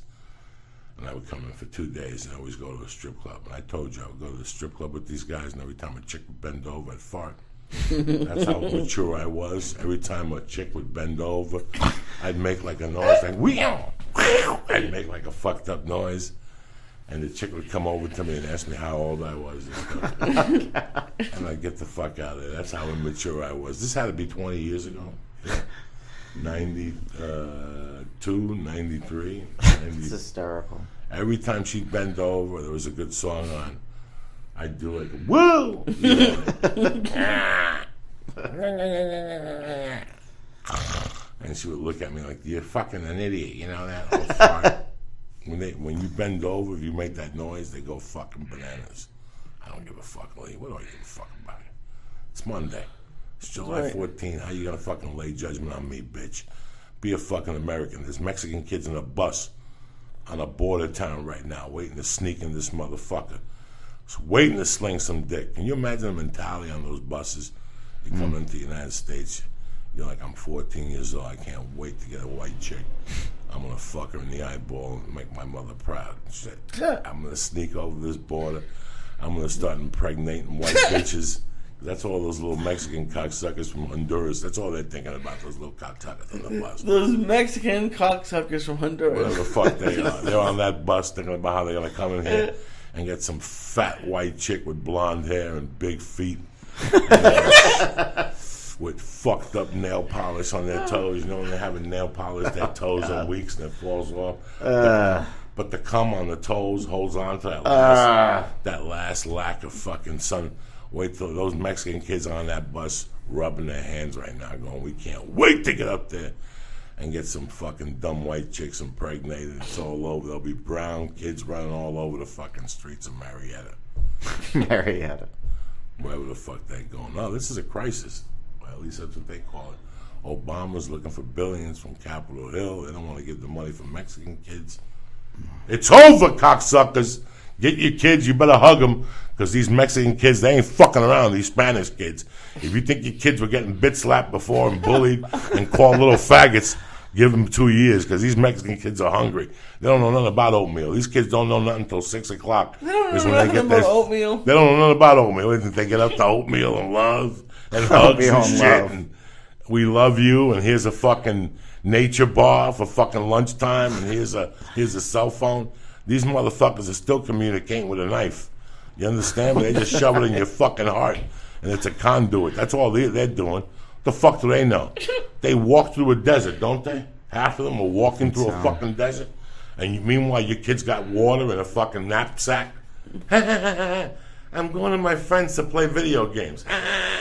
Wait till these kids take these video games and shove them up your kids' fucking asses, these little faggots that we're creating. Here's a wake-up call for America. Your kids are getting bullied. Wait till they start getting bit slapped now. Because what they're going to do is they're going to take these kids. Some church or what's happening now is going to pick these little fuckers up. And after 6 months, they're going to unleash them on society. You think I'm fucking kidding you. What do you think they're going to do with them? That's the same thing they did with the Cubans. Cubans came in 79. Marielitos, those motherfuckers. Those motherfuckers were crazy. They gave all the jails. The United States was like, we'll take them. Really? The Catholic Youth Administration, we'll take them. But I was like, really? Wait till you see wait till you get a load of me. Wait till you get a load of what I'm fucking sending you. I'm sending you fucking drips and drabs. People who wouldn't even think twice about taking your fucking life. I've had them in the cell for 8 years with no clothes on. They got a shit in the middle of the fucking floor, and you got to make it to the hole. You got to make it to the hole every fucking day and shit in the middle. You think they're worried about fucking stabbing you in the neck in some fucking mall in America because they got a black security guard that's fat and has got like a bicycle to chase you with? Those Cuban kids will eat those security guards for fucking lunch. And that was 1979. Wait till you see what these new little Mexican fucking spics have coming up. Wait till you see what these little fucking savages, because that's what they are, the little apocalyptos that nobody knows about. This is Apocalypto. You know Mel Gibson, Apocalypto, remember they were stabbing each other? You never saw that movie? I never saw that movie. It's Mexicans 3D. That's what Apocalypto was. Was it not Mexicans 3D? It was Mexicans shrunken down to 3'8", and they don't give a fuck. They don't give a fuck. It's just a nation of apocalyptos. It's like, I don't even know what I'm talking about. I'm fucking so high right now, it doesn't even matter. Anyway, my point being that these kids aren't choir boys. These kids didn't just sit there. There's more to this fucking story. And some Americans are pissed off. Me, bro, let them in. What are you going to do? We're going to let them in anyway. You're going to jump up and down. You got more bigger fucking problems. Who's going to pay your credit card bills this year? Right or wrong? You worried about some kids at the border jumping up and down? Who the fuck is going to pay for your kids' braces? Who's going to pay for the vacation? You know you're 6 months away from sitting across on the table with your family, eating fucking a turkey, telling lies, right? You're 6 months away from it's already fucking July, bitch. In 6 months, you'll be giving fucking Paula a Christmas present, telling her and the mother how you love them, how they changed your life with Mexican food. This fucking guy. These kids ain't fucking around. They ain't at some border right now thinking how they're going to come up here and they're going to get a job and America's beautiful. They're thinking about how they're going to fuck some shit up. Half of them are M13 motherfuckers. They're not fucking around, guys. So I hope that you know what we're getting involved in here. Know the animal you're dealing with. Pretty soon you're going to have 13 kids living at your house, Lee. No. Because her cousins are coming. Those are Paula's cousins that are coming. You know that, right? A cousin's going to show up any day and call you primo and hug you. Next thing you know, he'll be driving your car, wearing your fucking green little sweater, living on your couch. Next thing you know, you'll be sleeping on your floor, and he'll be fucking bitches on your bed. How you going to act then? And he'll be 16. What are you going to do then? 16, slinging more dick than you at 20-fucking-7. Get it together, Lee. That's what I'm saying to you. Eat this fucking edible. That's it. We're going deep. Let's eat some more fucking edibles. What else, Lee? What else is going on in your world, cocksucker, over there? I'm going to go see Fluffy's movie premiere tomorrow night. Come on. Yeah. What time? I think it's like 7 o'clock or Where something. Where at? Down in Long Beach. It's in Long Beach. Yeah. At his house? He's doing it at like his local movie theater, I think. Really? Yeah. I can't wait. Good for Fluffy. And the movie gets released next Friday. Yeah, the 25th. You know, man, it couldn't happen to a nicer guy. He's the best, And right? let me tell you something else. This isn't a guy that has been sitting on his fucking laurels. He is promoting the shit out of this movie. This guy's just flying into cities, popping up with a bag of M&Ms and a big dick. He don't give a fuck. And a bag of tacos. He's got little Mexican blind kids chasing him. Touch me. Touch me. Right or wrong. You think I'm fucking with you. When you know Fluffy, seriously. And in the world of comedians, man, there's nobody I think deserves it more. There's nobody who's helped more comedians. I think there's nobody who's paid more people's rent. That's true. Than Fluffy. And I wish him the best. I mean, listen, guys, I always know, I talk to him through Martine. Yeah, Martine's awesome. And the regular person would get mad. I don't get mad because no matter what I ask Martin about Fluffy, he always gets back to me. I did not ask Fluffy to be on my podcast. I swear to my mother's grave at all. Me and Martin talk once a week about this or that. And one day he called out of the blue and he goes, "Hey man, what are you guys doing this week? Fluffy would love to do your podcast." And my heart hit my fucking knees because I know that he was doing, I heard he fucking killed it on Jimmy Fallon the other night. Really? That's what I heard too, yeah. Killed it on Chelsea. I mean, he's been on every media circuit trying to promote this movie. Yep. And we also had the pleasure of having him in here. He didn't judge us. He didn't. So if you're listening to this podcast, I want you to do me a personal favor. I ask you guys for a lot of things. Please go see this movie. Please go see this movie for the struggle. Because if you support this guy, whatever they charge you, $12, that's an investment in you for your fucking struggle. I'm telling you, this is how the struggle starts. You might only have $20 on Friday, and it's going to last you the weekend. Invest that $12 in Fluffy. This show is here because of Fluffy. Yeah. Because Fluffy gave me a bloggy. And I did not want to make this bloggy go to waste. People kept giving me cameras, and I kept throwing them in drawers. Mm-hmm. And Fluffy's energy just gave me that bloggy. I said, I have to do something with it. And 2 days later, Fucko called me on Facebook. And next thing you know, we had a family and a team. It's amazing. And that's what I'm talking about, energy. If you want to be a comedian, a writer, a painter, if you want to become a fag artist and go to Starbucks and lie to people, whatever your journey wants to be, start with this movie. Because this guy paid his dues. Like I said, I remember being on a Southwest flight with him, asleep on Debbie Gutierrez's tits. Me on one tit and him on the other after a long night of fucking drinking. And this is 17 years ago. Wow. And he was basically a kid. He was basically a fucking kid. He adjusted. He became a man in front of our eyes. So I'm very proud of Fluffy. I'm very proud of what he's done. I'm proud of this movie for him. Man, me too. I can't wait. You going, cocksucker? Fuck yeah. You taking Paulo? Yeah, and then he's gonna be in LA like right around Christmas time. So I want to go to that. We're gonna get you tickets because that's how you roll. Lee. Oh shit. I love you, Lee. Look at you, been making it happen. Yeah, I'm trying. You got some sun. Yeah. So what's your goal? How many pounds you gonna lose? I'd like to lose 100, but it was funny when you were talking about being a headliner, but not being a headliner. Our buddy Agostino did a funny joke last time I saw him about how when you lose a little bit of weight, you feel like you've lost like all of it.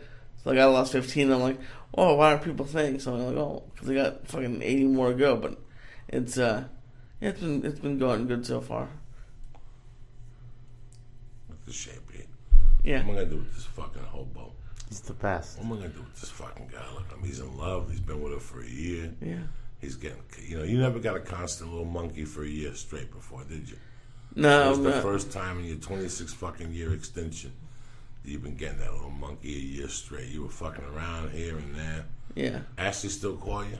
Yeah, she texted me last week, I think. What'd you tell that dirty bitch? Take your magic elsewhere with that little dirty pussy. Take your magic elsewhere. No. Take that fucking dirty pussy and go take it elsewhere. When you had your chance to give it to me, you played games. Now you want to text me. Fuck you. Is that what you tell her? Yeah, pretty much. Does she still have a boyfriend? Yeah. And she won't let you know. You got to just, next time she texts you, just bluntly say, come down and suck my dick. And take your chance. See what happens. It's not like you're saying it to her. You're texting it Yes, to it her. is. No, you're texting it to her, so she'll never really know. She'll call you back days later and go, Lee, your dad called you and I got a text from you to suck my dick. What was that about? And you're going to go, what are you talking about? Oh, Joey got my phone. Oh, fucking Joey, that fucking dummy. But if not, you should just see what happens. See if she'll go, I've been waiting all my life to suck that little fucking Jew helmet. I want to get some fucking... That would be amazing if that was the Well, answer fucking people right gave. now, text her. I say, come down and suck my dick for breakfast. For breakfast. Jesus is serving nuts. Go ahead, Lee. What the fuck? What? No. Go ahead, just goof on. Come on, Lee. Just for us. Text her, Lee. Just text her. Come down and suck my dick. Jesus is serving hot syrup and pancakes. Go ahead. Fuck it. What the fuck here? Anyway, here's what we're doing right now. It's Monday, July 14th. Lee's all fucked up again. He doesn't want to text this girl by mistake. It's a mistake.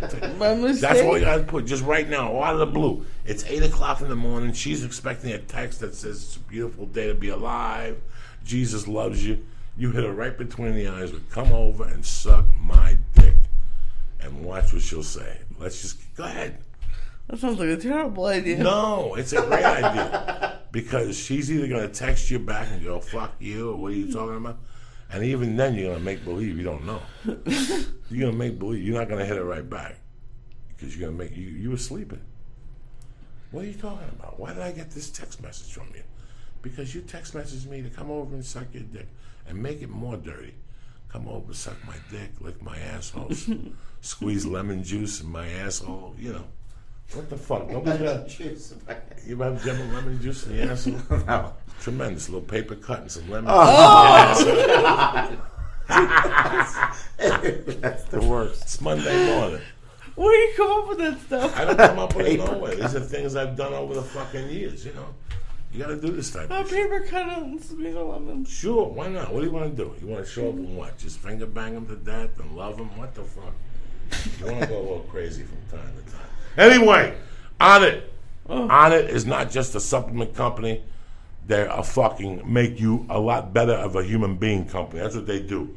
From Alpha Brain to Shroom Tech to Strong Bone, everything they have to offer is superb fucking ingredients. They believe in their product so much, as far as Alpha Brain is concerned, that the first time you order, if you're not happy with it, they'll give you 100% money back guarantee. You do not even have to return the product. You could do the whole fucking month supply and then say, you know what? I don't fucking like this shit. Nothing fucking happened. Give me my fucking money. And bang, you got a cut check right to your fucking house a week later. Go to onit.com. Read about their products. Read about what they got. Read about what their fucking mission is. Guaranteed that your dick will get hard. Start small. Go with Shroom Tech. Whether you're a runner, a walker, you go to ballet, you suck dick marathons, whatever the fuck you do, you want energy, you want more endurance, those fucking mushrooms will give them to you. Try Shroom's Tech Sport. Try small. Take an hour before you work out and get back to me. I'm not saying you're going to be jumping up and down, throwing kicks and flying through a fucking wall. I'm just saying when you walk out, you're going to go, wow, I did that for 8 more minutes tonight. Wow, I did that for 10 more minutes tonight. And in my book, that's what fucking matters, because by pushing, you get more for your bang. Go to onit.com. Go to joeydiaz.net. Look at the tour schedule. Look at patches. Look at the T-shirts. Forget all that shit. Go to the On It box on my page and press Church. CHURCH. Get 10% off. Plus, you're on the list. Plus, they got Stay On It program, which you don't have to fucking reorder every month. You just give me a credit card and bang! On the first, they're like the government with the welfare check. You got your check like a Puerto Rican. Fucking Tuesday, you're all alpha brained out, snorting alpha brains, hanging out with your friends. Number 2, HuluPlus.com. You can watch current shows. Scandal, The Daily Show, Modern Family, all your fucking favorites. And I'm talking about episodes that are fucking matter. If you got a streaming device, boom, you can watch this. A phone, a Roku, a TV, a fucking iPad, whatever the fuck you got that's streaming, HuluPlus.com will make it come through for you. You understand me? I'm a little stoned this morning. I'm sorry, I'm slow with the fucking study this morning, and Lee ain't helping me out. Whether you got an Apple TV, an Xbox, a PlayStation, Hulu Plus works on fucking everything. Go to HuluPlus.com. See what shows they have available. I would love to sit here and tell you I watch Hulu Plus all the time, but I don't. You know who does? My wife. She gets the most out of her fucking money.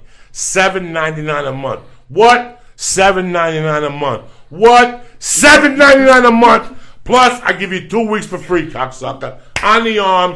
That's how we roll here on the Church of What's Happening Now. 2 weeks gratis. Who gives you that? Who tells you come eat donuts for 2 weeks and then we'll give you fucking a donut every day? Nobody. That's how much we know you're going to fall in love with Hulu fucking Plus. Go to HuluPlus.com right now, or go to the box on my webpage and press Joey, Joey, and get your fucking 2 weeks off for free. Boom, 2 weeks free. Boom, 2 weeks. You can sit there, smoke a bazooka, get a feather, tickle your asshole, and binge watch as many episodes as you want. And after that, if you don't like Hulu Plus, get back to me. I guarantee you're going to have a good time. Also, again, this is the one I'm sick of. Dollar Shave Club. Why are we having this conversation? Why are we having this conversation? You want to look sharp. You want to get your dick sucked. Your hair's got to be nice. You're shaved, tucked. You see these fucking morons? They got goatees, their eyebrows, they got wax on their head. You don't need that shit. You know what you need? Dollar Shave Club. It shaves your nutsack, your asshole, your face. They got the fucking handy wipes. What do you call them? the One Wipe Charlie's. One Wipe Charlie's that smell like peppermint. You know, it's hot out, it's humid. You don't want to take a shower, but you want your balls to smell fresh. Right before you go into the bar, you take a One Wipe Charlie out and you wipe each nut. You know when you're in there, you know what that makes you feel like confidence. How you gonna talk to a woman if your balls smell like ass? How you gonna talk to a woman if she can't gargle on your fucking nut helmet? Why would you talk to a woman and waste your fucking time? Your dick smells. You gotta go home and go to the bathroom, make believe you gotta feed the cat. Fuck all that shit. DollarShaveClub.com. That's the way to go. From razors, listen, they send you 4 cartridges a month, 2 blades or single blades. If you do $9 a month, they send you the aloe strip. If you do $6 a month, they send you the 2 blades. If you do $1 a month, they send you the single blade. It's still a high quality fucking razor. Plus you get the one wipe Charlies. Let me get some water here. I'm dying of fucking. You see, I'm dying. I'm in a drought here. Next thing you know, I'm gonna see fucking flies. I think we're out. Yeah, listen. We're out of waters. Yeah, What the fuck, Lee? You're slipping, cockstar. I got some more waters today. Besides, you've been eating ass all weekend. Next thing you know, I'm spitting seeds. Anyway, DollarShaveClub.com for all your fucking shaving needs. If you want to look good, smell good, and just be good. Also, my favorite motherfuckers, Jeremy at EscapePodTank.com. Listen, go look at the Just the Tank model. You get $150 off. If you mention us, you get $250 off. But the beauty about fucking Escape Pod Tank deprivation tax is financing is available. You know how good that is? You know how good that is? You can pay $10, $20, $30 a month, and you can float, you can smoke weed, you can throw a chick down there, lock her in there, and just keep her until you decide what you want to do with the motherfucker. Sometimes you got to stab him. Sometimes you got to let her bleed out. Whatever the fuck you want to do. EscapePodTank.com. Right now, tremendous numbers. Go to EscapePodTank.com. Look at their tanks, whether you want it for industrial, residential. See what's cracking. Maybe you want to have one in your garage. Call Jeremy at the 800 number. He'll simplify it for you. Simple rates. You get $250 off just for mentioning the church. All right? Who's better than us? That's how you do a fucking advertising right there. Because I want you people to fucking connect. What is it, Lee? We ready for the next batch of Gummy Bears, or you done for the day? Oh, gosh. You ready? What do you want? I hope I'm done for the day. You want the arm? You want the head? What do you want? No, I'm good. No, you got to eat something before we will sit here until 6 o'clock tonight until we eat something. Today we're going deep. Steve Simone's here. How you not going to go deep? I'm gonna do what? You got nothing going on the rest of the day? Look at the shape. Not now. Not now. That's right. Not now. So, and not never. You have nothing going on until Tuesday at 10 in the morning. Okay. What do you want to eat? You want the leg? You want the arm? You want the wing? Surprise me. No, I'm not going to do that to you. I love you too much. It's pretty Monday. good. I want you to fucking stick to the exercise program. So what else is next with my man Steve Simone? No baloney on Monday morning. I'm trying to get you guys pumped up today. I don't want no fucking drama. You understand me? Either you're going to be a headliner in life or you're going to be a fucking punk. What do you want to do? I'm going to headline on That's right. What do you want to do, cocksucker? You want to be headliners. You got to put your time in. You got to cut your toenails. You got to wash your nuts. You got to look sharp. Your shoes got to be fucking shined. You got to have a sense of humor. You got to go up there, ha, ha, ha. I don't want you to be a fag and be somebody you're not. I want you to be you. It's Monday, July 14th. You know what I'm saying, Steve? It's a great day to be alive. Sorry to interrupt you, brother. What's happening? We got the CD coming out. We're going to Vegas with you. I'm finally going to Toronto. Got new episodes of Good Times coming out. Everything's coming together. I'm almost done with my first script. Good Times. How many fucking times do you release that a month? One every Sunday night. So once a week. That's good. They get it Sunday night, Monday morning. They wake up and boom. Yep, there it is. There you are and shit like that. You're a good dude, man. I know you're a long fucking time. It's amazing that a lot of the people that are coming in here, from him, Brent Ernst, even Lee, you know, you've been with the girl now for a year. I'm watching you grow up in front of me. It's amazing to think that you're stuck and then you see the people around you, whether it's Gabriel. You know, I've been out here for 17, 18 years, so I've watched these guys come out here, you know, bushy-eyed and scared the same way I felt, you know. Yeah. And he'll tell you that I don't know. Were you ever scared, Steve? Have you been scared a lot since you've been here? Out here? Yeah, I was scared in the sense where I thought I was wasting my life. You know, like, oh, what am I doing? And what do you do to justify that feeling? Well, for me, everything comes back to my faith. That's it. And then I would just see if this was God's will, and if it is, then he's going to get me through it. And if not, something better's out there. So I would just, try to connect with God and see if this is what he wants. You go to church yesterday? Yeah. How many times? I went to confession on Saturday and Mass on Sunday morning. Did you tell him you hung out with this fucking Christ kid? I pray for everybody. Did you pray for Lee? You say Of he's course. Jewish, God, but you cut him a fucking, you know what I'm saying? Please. He's from the other side, God, but cut him some. He ain't from the other side. Fuck those Taliban. He's a good guy. He's Fuck Jewish. those Taliban. Fuck those Taliban. The Jews are all right. You know what I'm saying? He's all right. He's got a couple dollars hidden under his mattress. That's it. We gotta get the fuck out of here. I'm happy you showed up this morning. I'm happy you asked. Now you're gonna go work a little bit. Yep. And then I'm going into Vegas on Thursday. You'll be in there on Friday. Yep. I'm gonna do MMA Junkie on Friday. Oh, I'm cool. Some TV on Friday. Oh, that's great. Yeah, you know how we do it though. You gotta keep fucking moving. Yep. That's what these people at home and people who listen to the podcast. That's the big secret right there that nobody fucking tells you about. You gotta keep moving. You gotta keep believing. Yep. On every fucking level. Who gives a fuck? You know, man. I was telling Lee and Ralphie last week that Ralphie May? Ralphie May I was love here that dude. Thursday night. And I was telling Lee the one day, I was torturing Lee about how much, that Lee doesn't do much at 25, Mm-hmm. And I left here and I was like, Lee has it more together at 25 than I even, not right now. Look at him right now. Yeah, I was just gonna say. Right now, he'll let me stick a Not at the plunge- moment. He'll let me stick a plunger up his ass right now. But I'm talking about as a human being. I mean, you know how many times at 40 I would already have called Lee to cancel this podcast because I was coked up the night before. You know how many times Lee would have already been in here 10 times and I wouldn't have showed up or called you. By 6:30 you would have known I wasn't showing up. At the age of 40. At 25 you couldn't depend on me. I get pissed that people didn't help me at the age of 25, like a lot of people didn't help me. Why would you want to help me? I wasn't going to show up. All I did was $20 in my pocket and a piece of pussy in your world did not mean anything to me. And that's not a way to live. That was no way for me to live as a human being. You've never had that problem at 25. Neither does D'Agostino. That's what I was saying. He's a great kid, too. These guys, you're halfway there when you're 25. And I know you must sit there a lot of times like, I'm doing a fucking podcast. What's this going to equate to? And then I called you the other day and told you that I did a podcast somewhere else and how good of a job you were doing. You have this. You have to put this on paper now on a resume and tell people there's a way to do a podcast and there's a way to do a podcast. If you want to do it that way, be my guest. I'm going to save you 4 years. Yeah. I'm saving you 4 fucking years. Yeah. You're wasting your time doing segments. You're wasting your time editing it.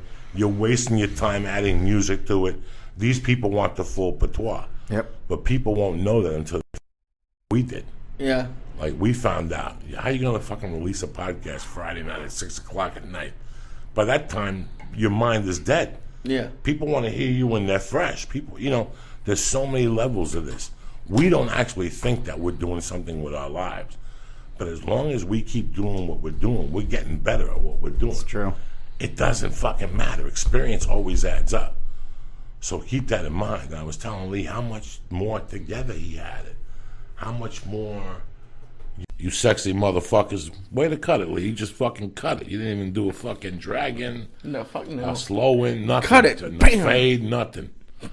What's happening, you beautiful motherfuckers? Welcome to the church of what's happening now. It's a beautiful day to be alive. Fucking Thursday, July 16th. What can I tell you? You got the world by the fucking balls. That's all I can tell you. Right or wrong? What did he say? Was it yesterday or today? Like you have big balls and a neck brace? I'm showing up with a big dick and a neck brace, motherfucker. Just in case, don't get confused. Just in case you swallow this fucking helmet, your neck goes back. I got you covered. You know what I'm saying? I don't have. Oh, it's for her. Yeah, who do you fucking think the neck brace is for? Some That's guy romantic of you. Unless your name is fucking Chad or something like that, or fucking Corey, Oh, okay. something like that. You want to go hang out with the boys, you know what I'm saying? That's it. It's fucking here. It's July 16th. You're sitting around scratching. Look at Lee scratching his head. Oh, I got like 10 minutes. I already gave that him a was 500 milligram anti-Dolores edible. I gave him a little corner of the fucking... Oh, so I had at least 100 probably, right? 80? Nah, you took a little fucking piece. I had 2 big pieces. I gave you 30 milligrams. It's always 30 milligrams. You're ready to fucking You go. should have a line of edibles and it's just everything is 30 milligrams. Everything is always 30. Everything's beautiful. Check it out. There's a nice little Look, she don't even put it in the bag first, Auntie Dolores. That's why I love it. It's a chocolate death bomb. You could fucking throw this on Palestine. I wish they would. Unfucking believable. We're here. We're queer. We didn't do yesterday because I had the fight companion. So what's the fucking difference? I'm going to do two podcasts in one day before I kill myself. Let's spread them up. I hope you enjoyed them. A lot of people mad at me all the time. They're like, you didn't talk. You were all high. I wasn't either. When you're in a room with two fucking guys, one guy that's a commentator, the other one's a fighter, what am I going to say about a fight? What am I going to throw my 2 cents in, my stupidity in? That's where you go back to fucking trains, planes, and automobiles, and you go back to Steve Martin. What could Steve Martin have done in the presence of John Candy? He would have got squished. What was he going to say? So all you could do was a little body language. So there was a couple people that caught it. They were like, hey, man, you like Muhammad Ali? You rope-a-dope a bitch, and you just throw a punch when you need to. And that's what I like doing in that press. You have to know when to strike, unless then you become too overbearing. So I don't want people to think I was too fucking stoned or whatever. I don't like podcasts when you have four people trying to talk.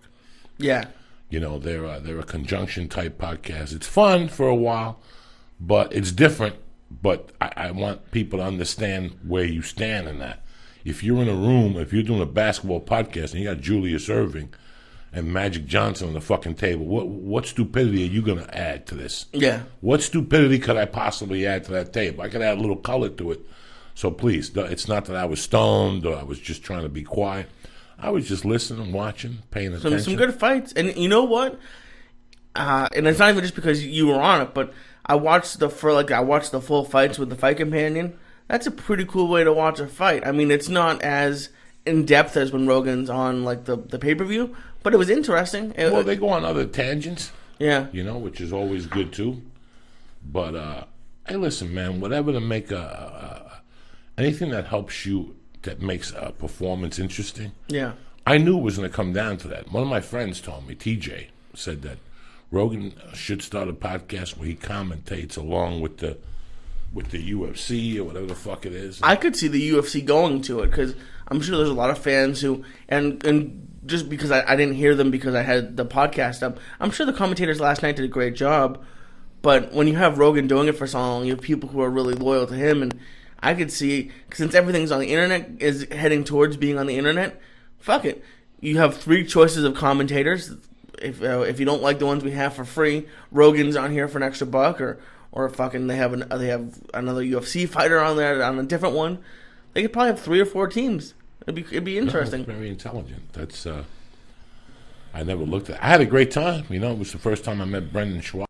Hell of a nice guy. You know, it's amazing that 3 of my friends are 26 years old, and I've been thinking about that all night. He's 26? Yeah, he's going to be a baby too, right?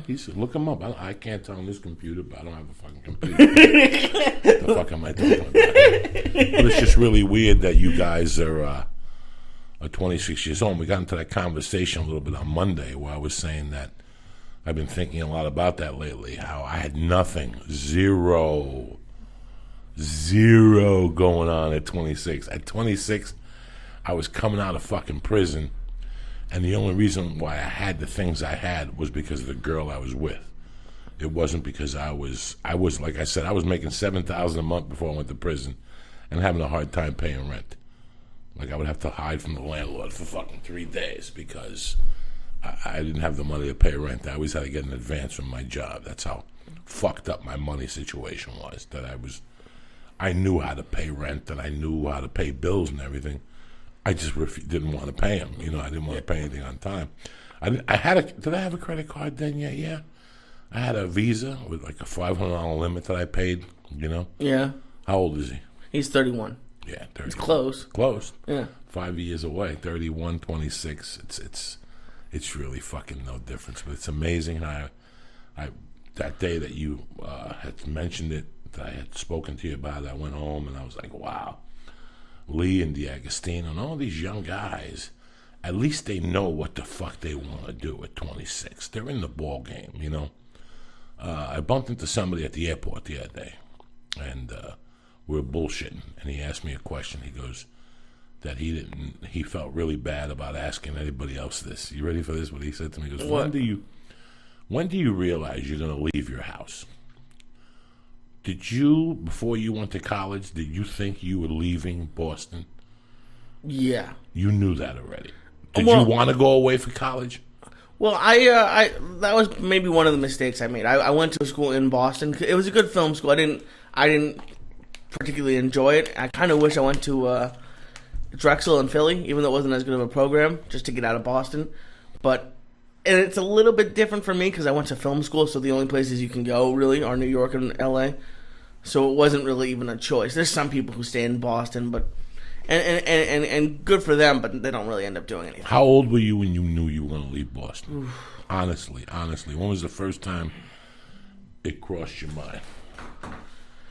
I don't know about leaving Boston. I don't remember that thought, but the joke in my family is that since I was 2, I wanted a job, an apartment, and a car. I've always wanted just to be older and out. I've never, and I had a great childhood, but it's just I've always wanted to be out and on my own, and it's just luckily.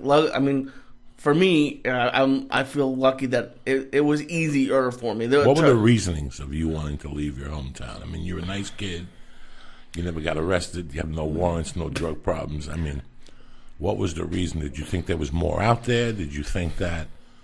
Yeah, I was bored in my hometown, and it's a great place to raise kids, but there was nothing to do. There's a Blockbuster. There's no like you said, you could hop on a bus to New York. To get on a bus, I would have had to go on like 30 or 40 minutes down the road. There's nothing where I grew up. So now, how far are you from downtown Boston? 30, 40 minutes. It wasn't that far, but it's just there's nothing. And if you don't, when I turned 16, maybe that's probably when. Because when I could start driving, and I could go into the city and go do stuff, that was probably around the age when I knew I was going to leave. Because when I was in San Jose the other day, I went to Original Joe's for breakfast. Not at the airport. Oh, I didn't know they had it. They have one at San Jose Airport. And some guy came over and he goes, I listened to the podcast. I had a few situations this week. I had that situation where he came up to me and he goes, can I ask you a personal question? I didn't know what the fuck was going to come out of his mouth at 8 in the morning. And he goes, when did you know you wanted to leave your hometown?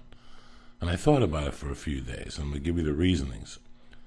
I never thought I was going to leave New Jersey or New York. I didn't know something else existed. I had been to California. I had been to Miami and Florida. I had been to Puerto Rico, I had been to Michigan for a bitty basketball tournament. I had been to up and down the East Coast, driving back and forth to Miami as a kid, making that run with family or whatever. I never knew what life was like. I'm not going to lie to you and tell you. I had been out here with my uncle, and I remember the rocks and the beach and Dodger Stadium, but not enough to make me want to leave. Nothing was enough to make me want to leave. Right? Yeah, New York. I can't imagine wanting to leave. No. Then after my mom died, I started looking around, and no. Even then, I didn't think so. Really? But one day, I was talking to Jimmy Bender, the first family I moved in after my mom died, and I asked Jimmy. There was a trucking company named Florida and Texas. That was the name of the company. Is that just where they went? No, it was just a trucking company, Florida, Texas Freight, or something like that. It was called when I was a kid. I still think they're around Florida, Texas, Florida, something like that. And I said it to him. I go, Mr. Bender, do you think I could go work at Texas, Florida, or Florida, Texas? And he goes, you can do whatever the fuck you want. And he goes, that's an interesting question. Because he didn't hear the whole question. He goes, I always thought one of my sons or my daughter would leave. He goes, none of them ever left. He goes, but it'd be great just to go look outside the country. He goes, I never thought about it. I remember looking at him going, no, Florida, Texas, the trucking company. He goes, yeah, you can do whatever you want to do. But he had already said that to me. Yeah. So I remember thinking about it, and then that was there's always a silver lining, and I figured it out 30 years later. When I robbed that jewelry store when I was a kid, and the cops were looking for me, I had to go to Sarasota, Florida for 4 weeks. Yeah. And it's knowing without. Once you know you could live without something, you don't know. You never know. You never know. Like, before I went to prison, I'm like, oh, no reefer in prison. I'm not going to make it. And after the third night of no reefer, that's it. I adjusted. There was no sense in crying. There was no sense of yelling or talking about it. Nothing could help weed grow through the fucking prison walls. So, you know what I'm saying? Once you realize you can live without something, it's like people always break up after somebody takes a vacation or something.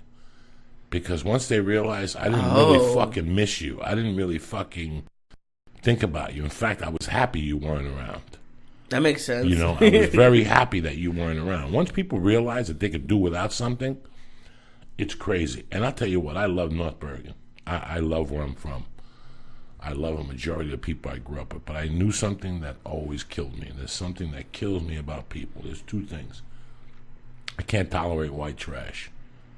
I can't tolerate the mindset of white trash. They grow up, they get a job, and they play the handout, and they don't even play the handout. You know, I was surrounded by white trash in North Bergen. Good people, you know, I'm not saying nothing bad about them. Good, God-fearing Americans, you know. That's not it. But I always felt that their dreams were too small. In fact, I don't think they had fucking dreams. I see that more now that I'm out here. I didn't see it when I You was see there. what I'm saying to you? And that bothered the fuck out of me. I call white trash to people a person who doesn't have a dream. Somebody who comes up to me and says, guess what? The Allman Brothers are at Atlantic City. You know, we're going to party out. And I look at them and I see how excited they get, and it brings pain to my heart. Yeah. It brings that much pain to my heart. You know, that little, like the Allman Brothers aren't even together no more. Like that, I think they retired, but not even like the original band. Right. You know, it's like you were talking to me before about Pink Floyd. Like 18 people have hit me up already and said, "Are you excited about Pink Floyd?" You want me to tell you the truth? Not at all. I haven't even fucking thought about it. I don't give a fuck. You know, I really don't give a fuck if they put a new album out or not. Will I buy it? Who the fuck knows? I might put it on, but I don't want to see that stuff. It's like you were saying to me, do you want to go see Aerosmith and Slash at the Coliseum or whatever? Are you fucking crazy? Are you fucking crazy? You know, I saw Aerosmith when Aerosmith was Aerosmith, and they were never even Aerosmith. Because anybody who knows, when you went to see Aerosmith with the heroin, they were horrendously bad. Oh. You paid to see this band. It was a superpower. And they were horrendously bad because of the drugs. And I don't know how they are now. People, you know, nobody's going to pay $55 for a ticket. The concert sucked. Yeah. Do you know what I'm saying? It's against their whole thing. They're not going to pay $100, especially now. A concert's $300. They're not going to come back and go, oh, man, that sucked. No, they're going to come back. But back to the white trash thing. I always felt they had no dreams. Like even in high school, you'd say, what's going on? Nothing, man. I can't wait for my father to get me this job in this warehouse. I'm going to get $18 an hour, and that was it. Yeah. And they don't go on vacation. They never leave New Jersey. They wouldn't even dream of fucking leaving New Jersey, that little core that they belong to. Mm-hmm. You know, they get excited about the weirdest fucking things. In my hometown, North Bergen, there's you know, at this point now, there's maybe 4 fucking bars that these young kids could go to. You know, but who gives a fuck? You're 10 minutes away from the greatest city in the world. I mean, that's the advantage of being from North Bergen, New Jersey. But you get people from North Bergen that on Friday night will go to the fucking Moose Club. And this is like a bunch of people that are all built like I am. They're as big as I am. And they go down there and they talk about high school football and blah, blah, blah. And they're stuck in that time warp. Yeah. Like that's the white trash I'm talking about. That they're stuck in this fucking time warp of their mind. That there's no dreaming. There's no nothing. They just coexist with life. That works for a lot of people. That wasn't going to work for me. Are you jealous at all? Because I have some. I never had I had a couple friends in high school, but not like a group of like 6 or 7. I'll go on Facebook now and I'll see that they're still hanging out and they're at parties, and I hated all of them. I don't want to be there, but like maybe 10% of me is jealous that they still like hang out, and most of me thinks it's stupid, but part of me is like, I was like, oh, that'd be nice to still have friends from the high school, but I talked to one kid from high school. That's it. I'm very lonely. Mm-hmm. But I'm very lonely because I want to be. I'm very lonely at times because I want to be. Do you follow me? Yeah. In my mind, those kids I grew up with, that was the best it got for me. That was the best it would ever be for me, and I never tried to duplicate that. Even hanging out with comedians. If I hung out with 4 comedians, the top-notch comedians in the country, they wouldn't give me as much humor as I did when I grew up with those guys. And I know this going in. Right. Because they're not trying. They worked on timing. Everything was based on timing. It was life. They reacted to life, and they were very funny about doing it. I can't take back half those things. And I'm not glamorizing that life or living in the past.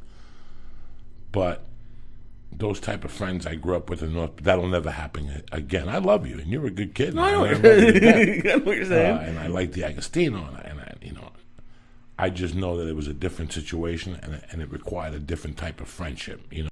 The cops are never going to come knock on your door and go, "Where's Joey?" And you're going to giggle in their face and go, "Get the fuck out of my face," and slam the door. That's never going to happen in this lifetime. Yeah. 3 people are going to knock on your door and say, "Where's your buddy Joey Diaz? He robbed me." And you're going to go, "I haven't seen him in 2 weeks." "Fuck you. If we don't have our money, we're going to beat the fuck out of you too in 3 days. That takes a certain type of friend. Somebody would say, "Fuck you. I'll tell you where he is right now." Yeah. These motherfuckers are like, "You said what? You better fucking choose your words fucking wisely. You better choose your fucking words wisely. You're not going to do shit to me." Do you know? It was different. It was a different time. Yeah. But I'm very lonely, in that aspect, because I could go to the Hollywood Improv and goof around with a bunch of people. At the end of the week, who gives a fuck? Right. I could go to the Comedy Store and again, "Oh my God, that's such a funny joke." Who gives a fuck? When I get in my car, you're going to talk about how I do blow and how, whatever the fuck mind fuck you may give yourself for why not you're achieving your goals and why not you're doing what the fuck you're doing. So it was just really weird. He asked me when I found out, and I knew a year after my mother died I was getting the fuck out of there. And it wasn't because I hated the people or, like I said, white trash to me are people that you see them and you know that you're going to see them in 30 years and nothing changed. And they're happy. They're happy about it. I always wanted more. Yeah. I always wanted a challenge every day. I wanted to get challenged every day. When I wake up in the morning, I want a different type of day. People hit me up all the time. They hit us up all the time. "Hey, man, we have a song for the church." Guess what? Take your fucking song and shove it up your fucking ass. I don't want to hear your fucking song. I'm going to tell you why. Because if you know anything about me, I can't do the same shit twice every day. So why would I want to hear your fucking song every fucking day? I appreciate that you took the time in writing it, and I love you to death, but push your fucking magic elsewhere, cocksucker. Last night some dude was trying to get me to play Warren Zevon. Did you see that conversation? No, you told me about it. He's though. like, "Yeah, can you play? My buddy shot himself this week. Can you play Warren Zevon?" I listened to the first 3 fucking words of this song. And I got to tell you something. I would have shot myself too. I would have shot myself in the fucking head if I had to listen to that shit. Who's the other one you hate at the beginning of the podcast? You said if you turn him on at a party. I fucking hate that dude. That's the dude that every party you go to, some guy's like, "Let's put on Zeppelin." And no, let's put on, I forget what the fuck. I forget who it was, but you hated him too. He sounds like he's taking the shit all the time. He's America's sweetheart. They all love him, The Gentile nation, anybody who wears the hat with Sinatra to the side, they all fucking love that guy, Fuck you. I'll put anything on compares to that shit. Every day, that guy that sounds like he's taking his shit. Rick Ramos likes him. Oh, really? Well, yeah, Rick Ramos used to try to turn me on to him. I heard him one day, and I called Rick. I go, "Rick, you're not fucking serious. You're not fucking serious, are you?" The fuck is that guy's name? Hey, someone tweet at me if you remember. I forget. What the fuck is that guy's name? I can't stand that shit. "Yeah, my buddy died. Can you play this song out of it?" Get the fuck. No wonder he died. I fucking died too. And he's like, "Well, if you can't play that song, you can play this song." Well, I'm not going to play that fucking song either. That's Tom Waits. Tom Waits. Oh, Jesus Christ. Thank you, Inject Truth. That is the fucking worst. That shit is the fucking worst garbage I have ever listened to in my life. That is the fucking worst. At least that white trash in North Bergen didn't listen to. At least the people I grew up with listened to real fucking music. Like, you weren't allowed to fake the funk. Like, you were not allowed to fake the funk at all and come up with, like, to be cute in front of some girl. You know what I'm saying? Like, yeah. "Oh, no. Put on Springsteen." Like, you never heard that shit because somebody would stab you in the fucking neck. There's a Sabbath house, cocksucker. Get your shit together. Oh, my God. But it was, it's just weird, like, to see those type of people that you just knew. Like, and I loved them. I'm not saying nothing bad about them. That was their prerogative. But they're going to settle. And I just didn't want to settle, Lee. Yeah. Was that your mindset behind leaving, or was your mindset? I've always wanted. It probably was, but maybe I'm not smart enough to realize it yet because it's still only a few years ago. It moves fastly. I know. But I always thought, I'll tell you this, I always thought it'd be New York. Even after I was out here for a few months interning, and then I went back, I thought it'd be in New York. And then I had a job in LA, and I came out, and now it's home, but I always thought it would be New York. You know, and I always hated that, also that other small-minded thing about the guy. You know, like the guy, like a mayor, like the mayor in North Bergen. He's a fucking putz. You know, I know him when he was like an assistant principal at one of that Lincoln school. The guy's a fucking putz. But if you go to North Bergen and the guy walks in the room, people are like, oh, I never had respect for that mindset either. Yeah. Fuck that motherfucker. That bitch puts his little pants on one leg at a time. That's why I can never be like, I saw Julius Erving. I saw Richard Gere when I was a kid. I didn't give a fuck. You know, I would go up to him and shake their hand. Like, I didn't say nothing to Richard Gere at a club. And Julius Erving was my fucking idol pretty much growing up. But I would never, my mom always instilled this thing in me like, hey, fuck them. They put their pants on one leg at a time, too. Yeah. You know, they may be whatever they may be, celebrities, whatever the fuck they call themselves. But they put their pants on one leg at a time. So I came in my home. It was like when you have a job. And let's say the guy's name is Jim, and you're the assistant editor. You know, Jim always shows up 2 hours after the 8 o'clock shift. He always shows up in a bad mood, like he's this genius, and he's always got something on his mind. Yeah. And you're sitting there waiting for him to say something to see what kind of mood he's in before you react. I always hated that fucking mentality. Like, Yeah. don't have that shit around me. Who gives a fuck what this guy thinks or what mood he's in? You know, my wife, I love my wife to death, but she's the nicest person in the fucking world. Like when she asked me, how was the gym today? I want to choke her. Like, how could the fucking gym be? What do you think they were doing down there? Giving out hors d'oeuvres? It's the fucking why. My wife was people always said, how was your flight? My flight was shitty. It was like every other fucking flight you're on. You get on there and you can't wait for it to fucking end or for the plane to fucking hit.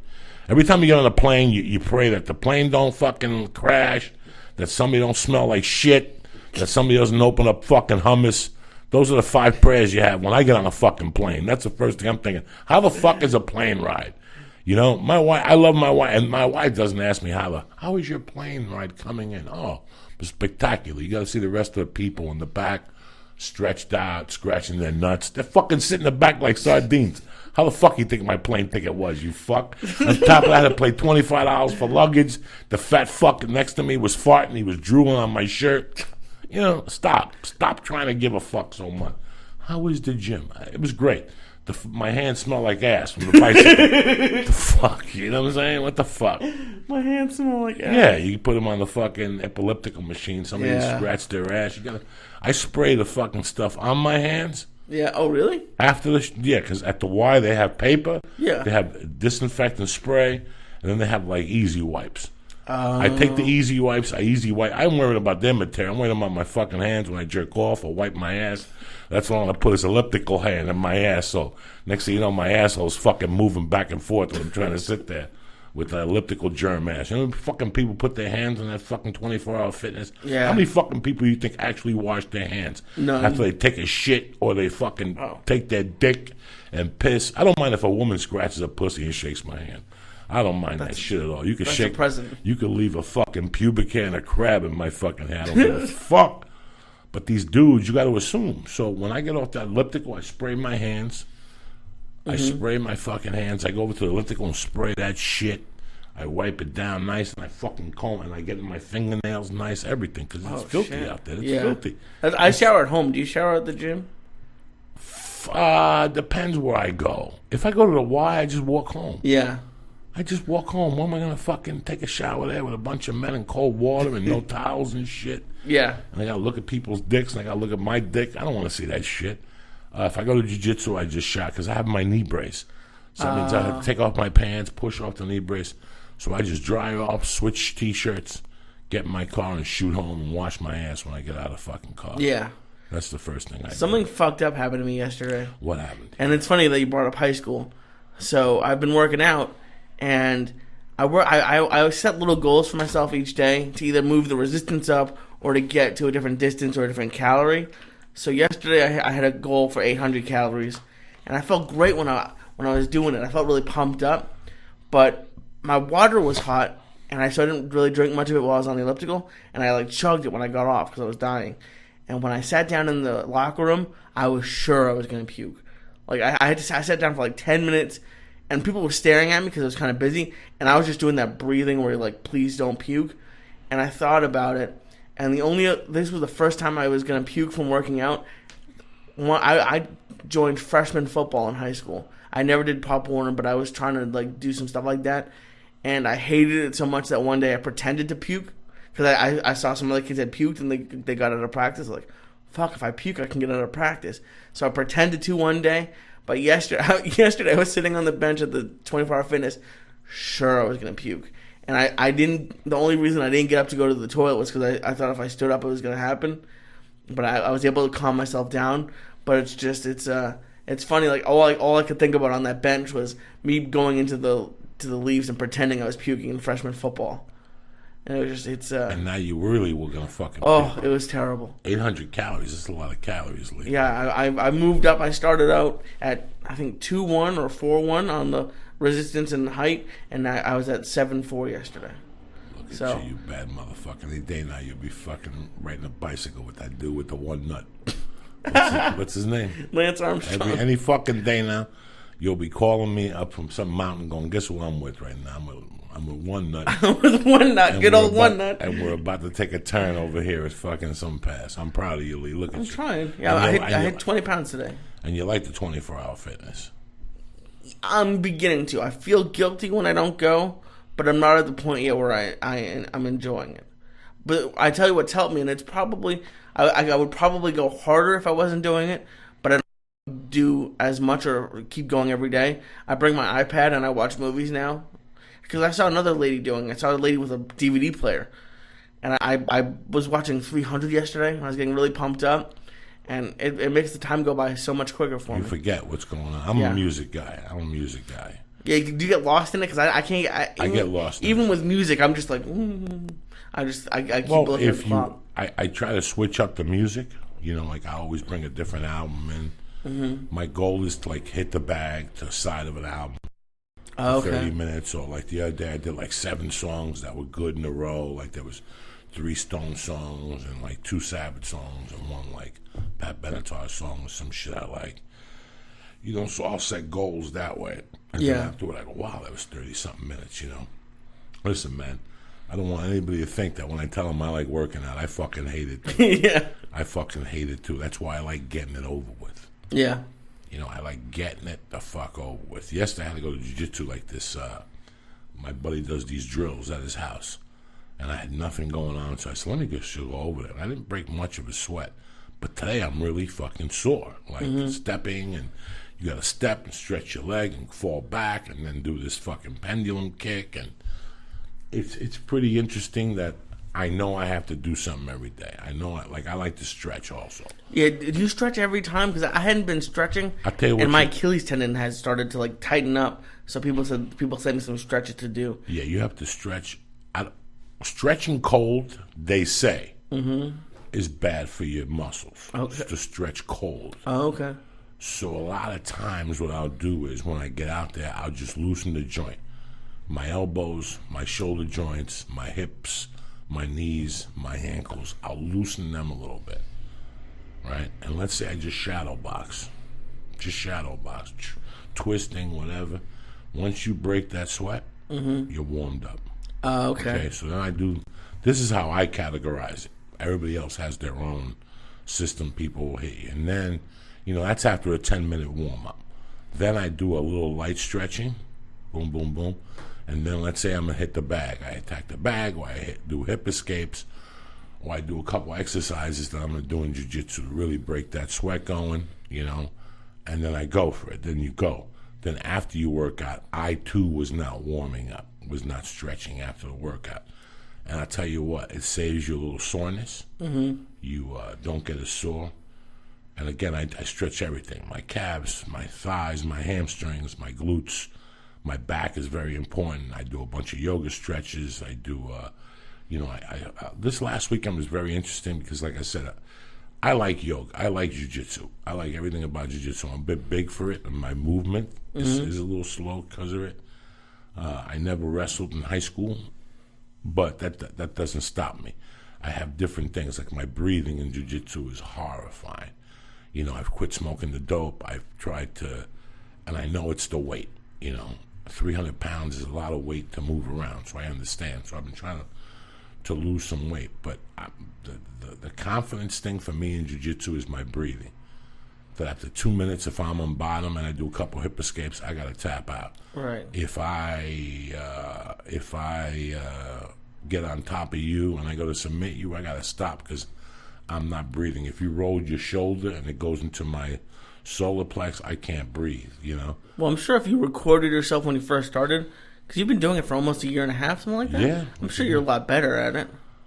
The breathing has gotten a lot better, but it's not to where I thought it would be. So that's why I'm doing this dieting. I'm doing a lot more cardio now. And, you know, like I went to a doctor the other day. I went to a specialized doctor. He was a friend of a friend's. And he told me that my hips were sideways. That's why I was having knee problems. He was sort of a chiropractor plus. Oh, okay. Fucking $250 fucking dollars. You know, and it's hysterical. I don't know how people live their lives without insurance. Oh, I have to get insurance now because when I turn 26, I can't be my parents anymore. So that's it. It's over for you. I have See, to. insurance. It's fucking expensive. How much? Minimum of $200 a month, Minimum. and it's probably gonna be more than that. That's $2,400 a year for nothing. Yeah. For nothing. That's no dental, no vision. Yeah. That's like $100 deductible off at the doctor's office or something like that. And let me tell you something. I don't want you to be a pussy. At 26, I wasn't even thinking about fucking insurance. Oh yeah. At 26, I didn't even think about insurance or doctors or anything. But it's fucking amazing how expensive it is. Like, I thought this guy was going to charge me 60 fucking bucks. I didn't even have enough money on my ATM card. I had to put on my Visa card. My wife don't even fucking know yet. $250. My wrist still hurts.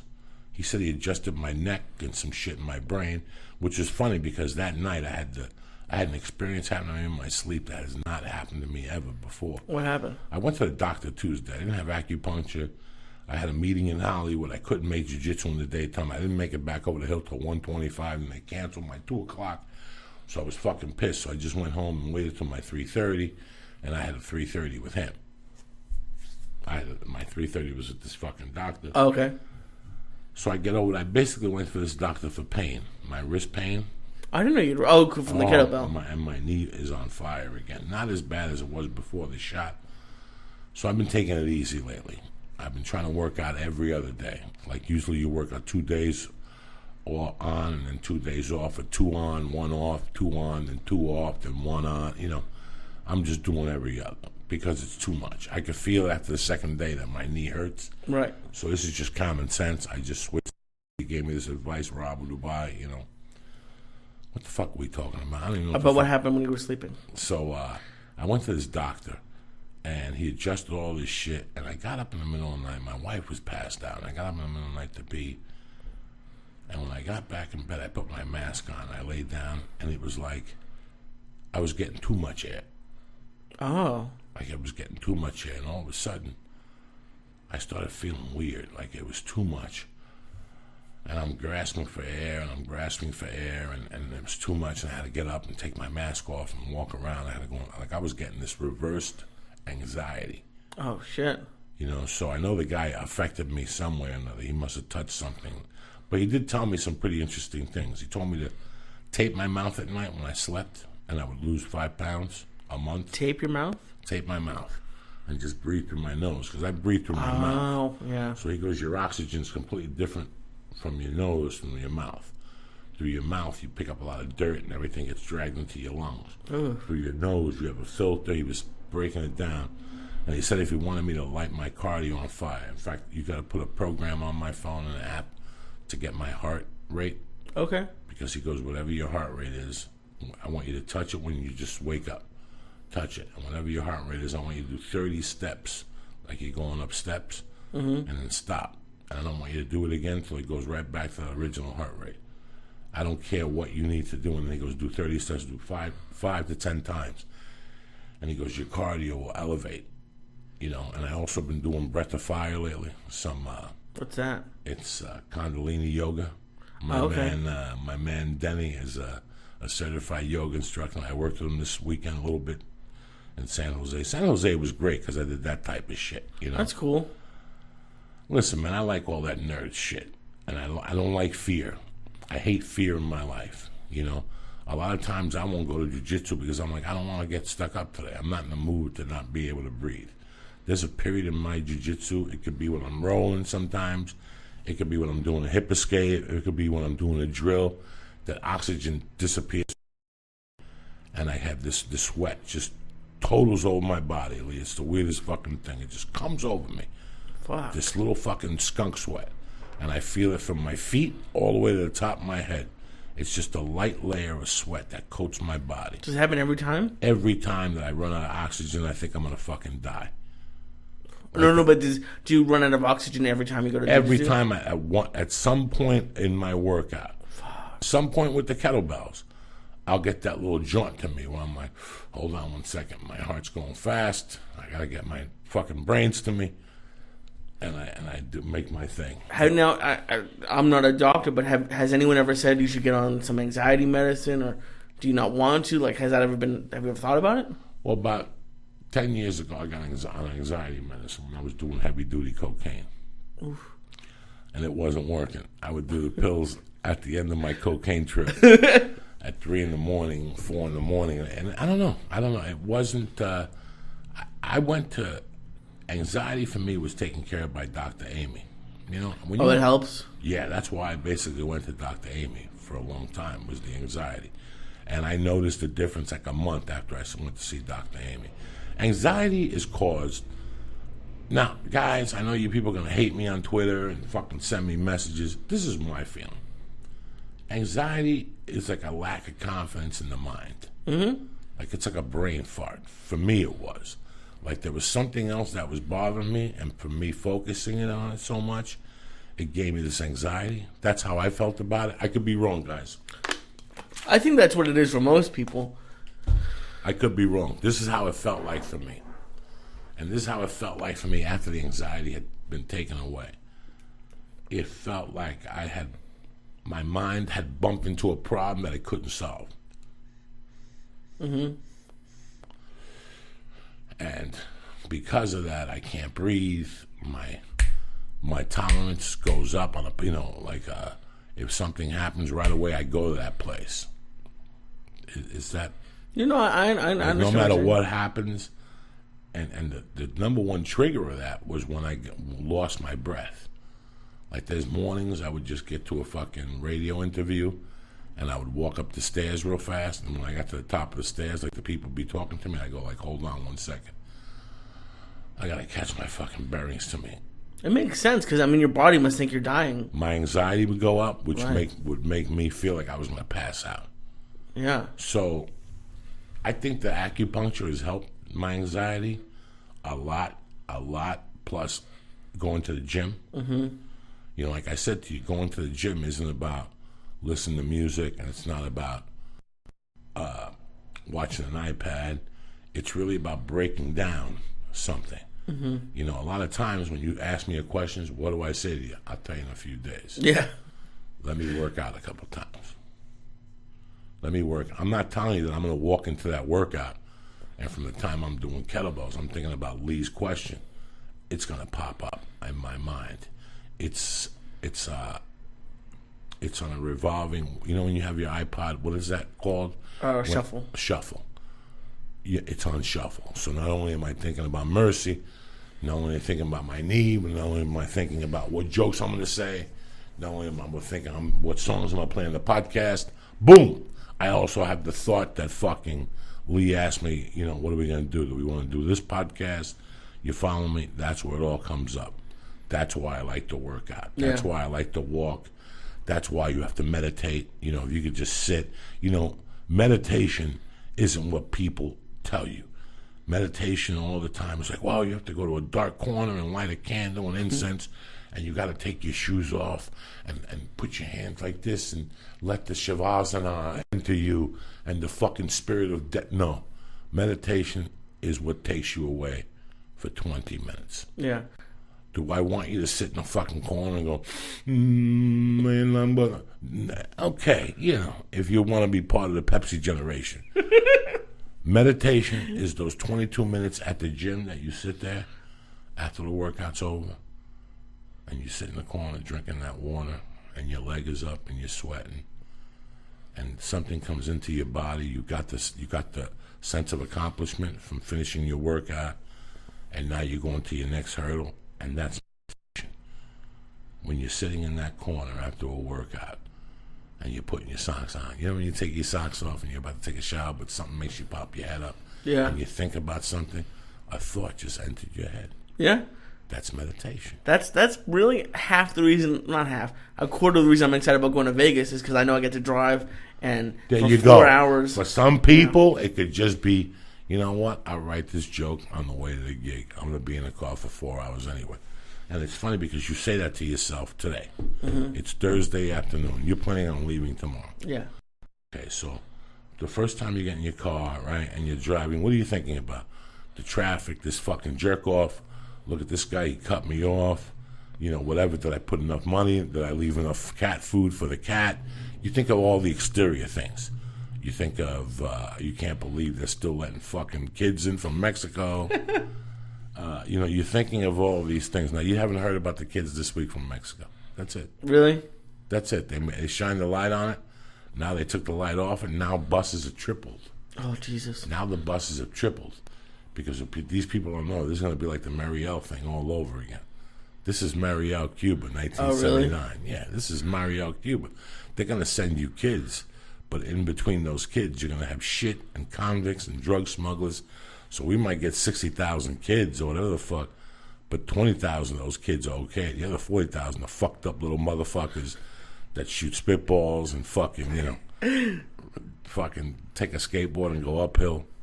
So anyway, what are we talking about, cocksucker? About meditating when you're driving. Meditation when you're driving. So after the first hour goes away, Paula, Joey, the podcast, what happens after the first hour and a half?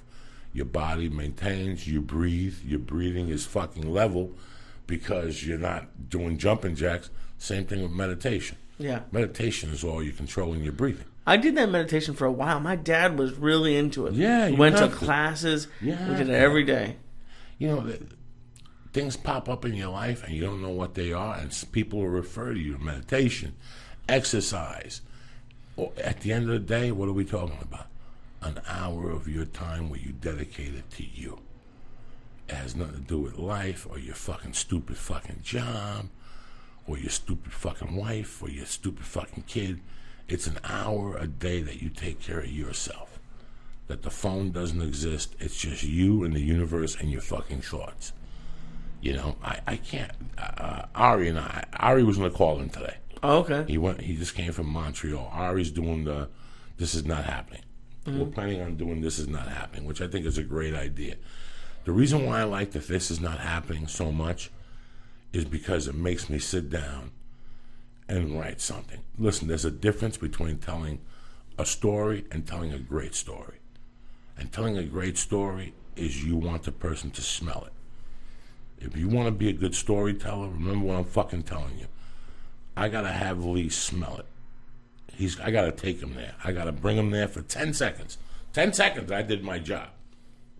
Just like, as long as one part of that story really brings you there? Brings you there. It takes you there, So the topics for this Is Not Happening are romance, friendship, childhood, and danger. Romance ain't one of my favorite fucking topics. I don't get it. You know what I'm saying? I'm not a handsome guy, so I never really got romance too much.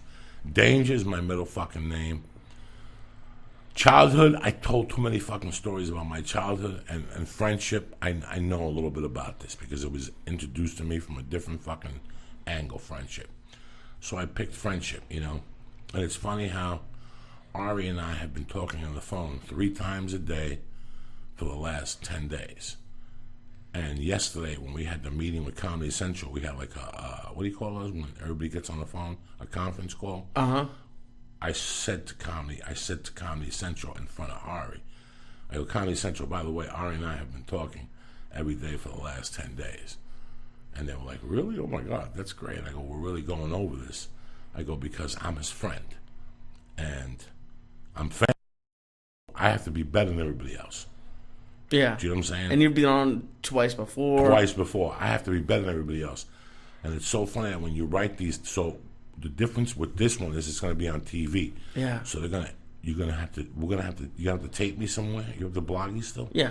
You have to take me somewhere doing the story, and then we're going to send it to Comedy Central, and they're going to put a commercial in it to show us how it's going to look and how we can rearrange the story to make it work with the commercial break. For the commercial break. You know, It's so funny that this writing has made me write other material. Like, I was stuck writing material, and ever since I've been writing this project, it's so weird how I turned the story around and how I told what it was 3 weeks ago and what it is now. I got this fucking itch on my back. I swear to God, I'm going to light this fucking T-shirt on fire. It's so fucking itchy. You want some more brownie? See, you ain't high. I told you. No, I feel it coming, but what's I'm it coming? now. It's all right. What's coming? You're looking handsome today. What's coming is a turkey sandwich at Subway. Would you stop with that fucking turkey shit? It's going to kill you, that fake fucking turkey. I know, but it's fucking... What else am I going to get right now? Not turkey. They got to have something else. So what we talking about? About you writing the story. You writing the story for Ari. So I'm fucking writing the story for Ari. That after all these years as a comic, I get more from... I used to sit there to write a joke, and then nothing would happen. Now, I sit there and write the story for Ari, and I write 4 jokes because there's no waste of time. Yeah. Are you with me? So I used to sit there before, like with a pen in my mouth, and say, okay, I got to write a joke about Lee. I love when he puts hair gel on, right? Now I don't do that no more. I actually write a fucking story. What's the matter? Who's paging you? Which one of you? Fucking telemarketer. I get a call. This one's from Cleveland, Ohio. I get one from... Why are telemarketers calling your cell phone?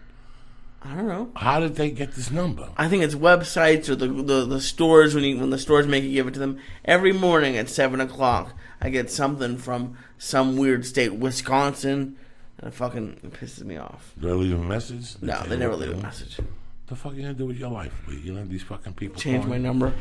We were talking about 3 good things, and we forgot what the fuck they were. No, I didn't forget. You're supposed to conduct the fucking conversation. I'm conducting. I was gonna just Thursday morning, July 16th. Except you were there, cocksuckers. Get up, wash your pussy, deodorize. It's gonna be a warm one today. It's humid out there. Lee, you want to eat the rest of this cupcake with me? Want to take another bite? I'm good at 2 bites. Let's take another bite. Fuck it. Let's go for broke. I'm in the mood to see the devil today. It's cloudy out. It's cloudy out. What do you got to do? What do you got to do today? I have 2 podcasts. What time?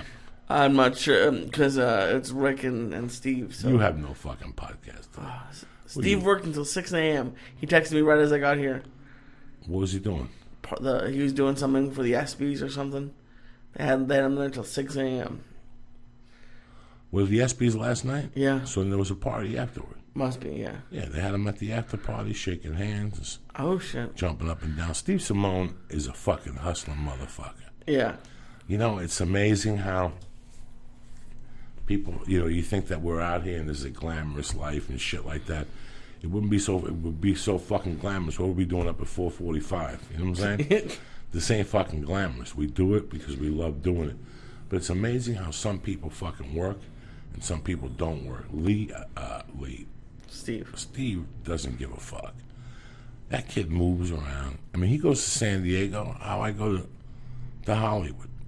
Yeah. He just talks about San Diego like it's nothing. Like, I'm going to San Diego again. He's in La Jolla every other fucking weekend. I don't know how the fuck he does it. Yeah. He's just, I've known that guy for a long time. And he's one of the sweethearts of comedy. When they do that special, the Sweethearts of Comedy? The Sweethearts of Comedy, they're going to have him on it. And on top of that, he just, he was doing security. Here's a guy that's a great comedian. He just taped the CD, and it never ends with him, and that's how you have to be. Like, people think like, oh, once I do this, I'll never do this again. You do what needs to be done. What are you doing, Lee? You scratching your ass off? No.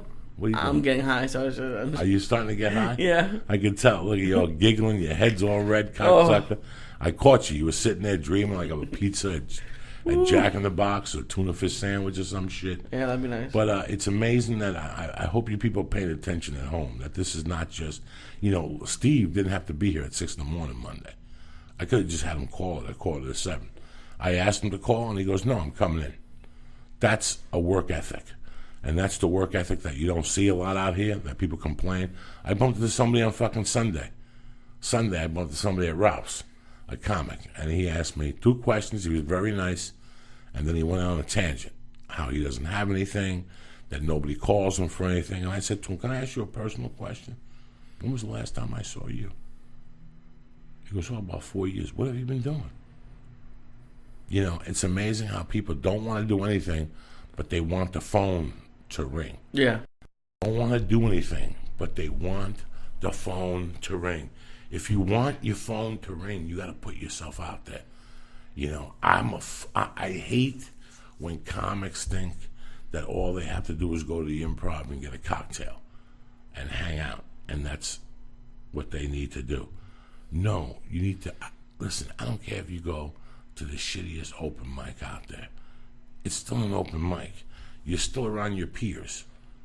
You're still going to be around 8 to 10 people that are in the same boat as you.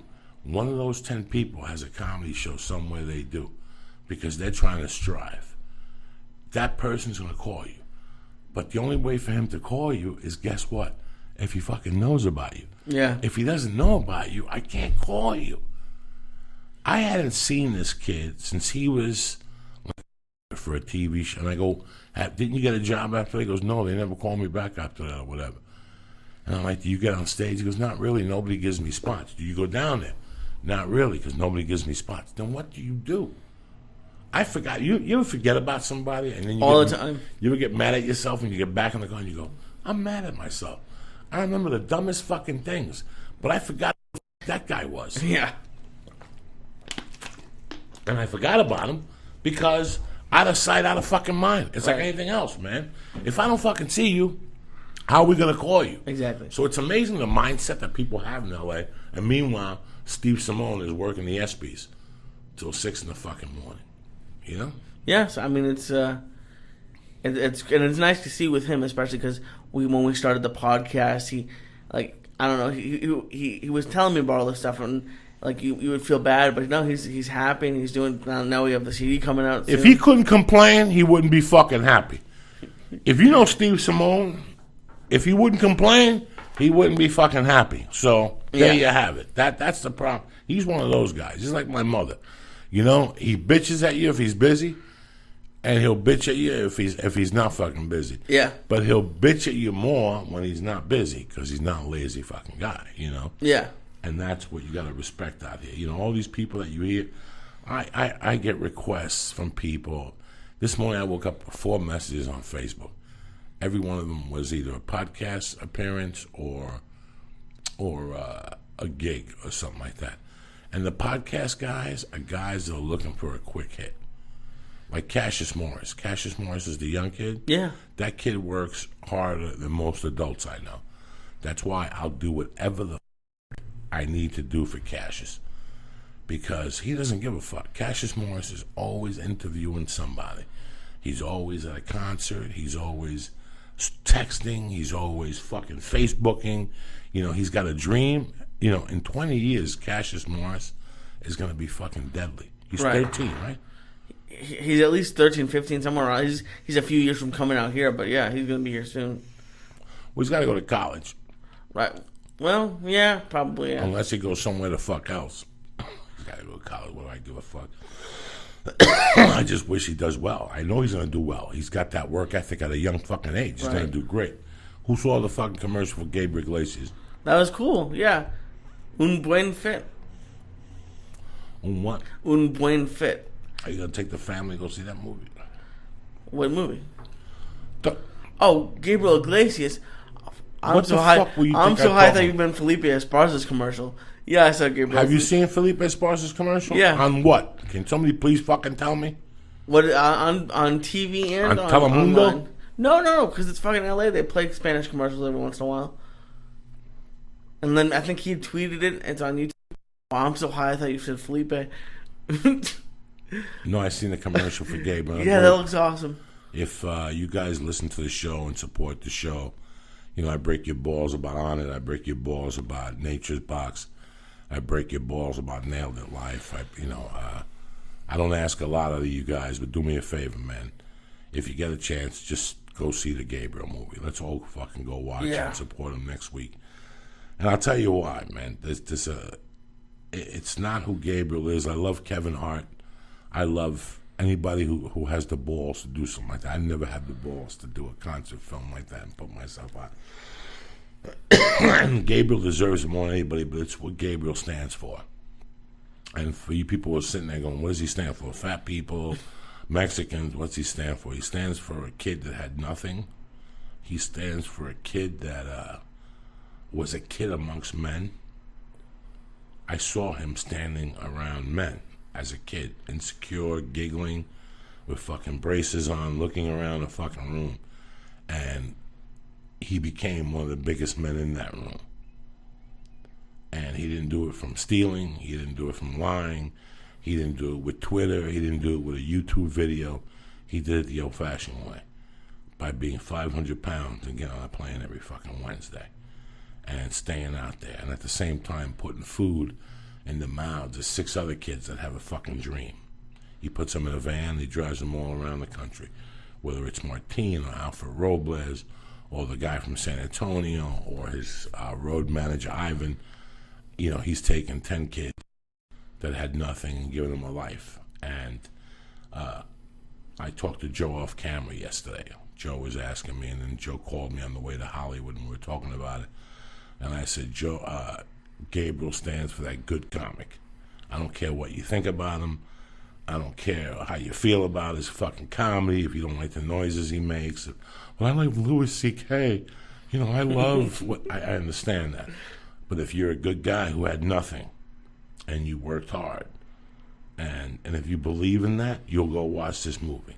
If you believe that someday something good's going to happen to you by getting up every morning and working hard, what the fuck am I talking about here? You're like, Joy, I get up hard at work. No. You get up and work hard and you believe in yourself. This kid believed in himself, and like I said, he never fucking did nothing wrong. And the reason why me and Leah in this room right now is because of Gabriel Iglesias indirectly. So there it is. There it is in a fucking nutshell, cocksucker. And it'll be a funny movie. And it'll be funny. Everything else is background music. But this is not, this is not an acting movie. This is not a fucking... This is a movie about a guy who he sat in this podcast. He did me a solid the way he did me 30,000 solids. But he didn't just do me a solid. This guy's done 300 people solids.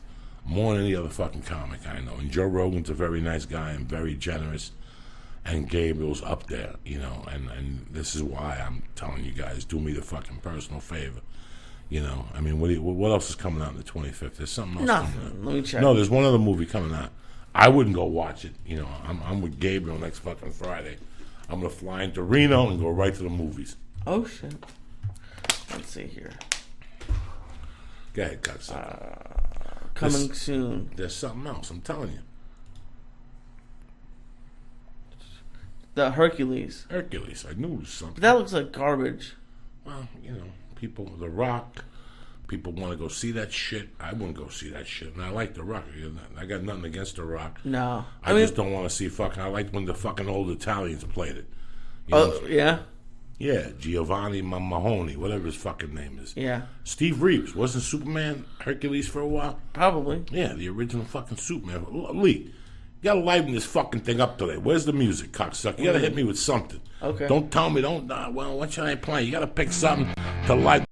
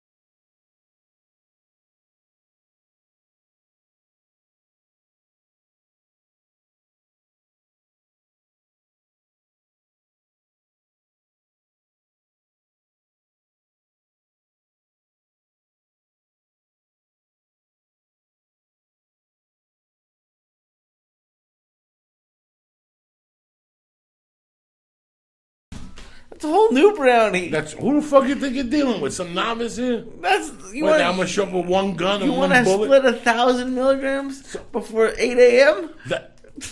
What? What? Let me ask you something. What would a professional do? Do you think a professional would split the fucking? Would you think we'd eat another piece? I don't know. Part of me thinks you might. Part of me thinks you might not. I think, Lee, you would do fucking beautiful another piece. So would Ooh, I'd be sleeping right over there. I. So what? Look, it's beautiful. You open up the window, you put the It's air a beautiful on. corner. You hug yourself. You got a blanket. You know, you sleep on your stomach. You stay warm. Your little asshole's up in the air. Look at the shape of you and shit. So what are you gonna do with the wife this weekend? When are you gonna see the wife? I'm gonna drive back Saturday, and we're gonna go. There's this cool place on Redondo Beach Pier that you can get like fresh fish and shrimp, and you just tell them how like by weight how much you want, like a deli counter, and then they cook it for you right on the beach.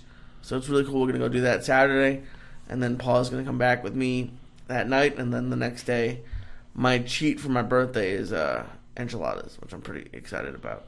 Come on. Yeah, but it was. I have to thank you because like we were talking yesterday, and this is the Italian place I like to go to in Vegas, and I just said, "Do you and Steve want to go?" And you're like, "Is that really worth the 800 calories at the gym?" And I had to think about it, and it's not because of like 1,400 calories, and so I'm not gonna go. But it's just you have to change your whole mindset. So You know, when you started this process, we were talking about this process for the last 30 days. We went to Arizona. Remember we went to Arizona, to Tempe, me, you, and Ari, and we were talking to that knucklehead the one night.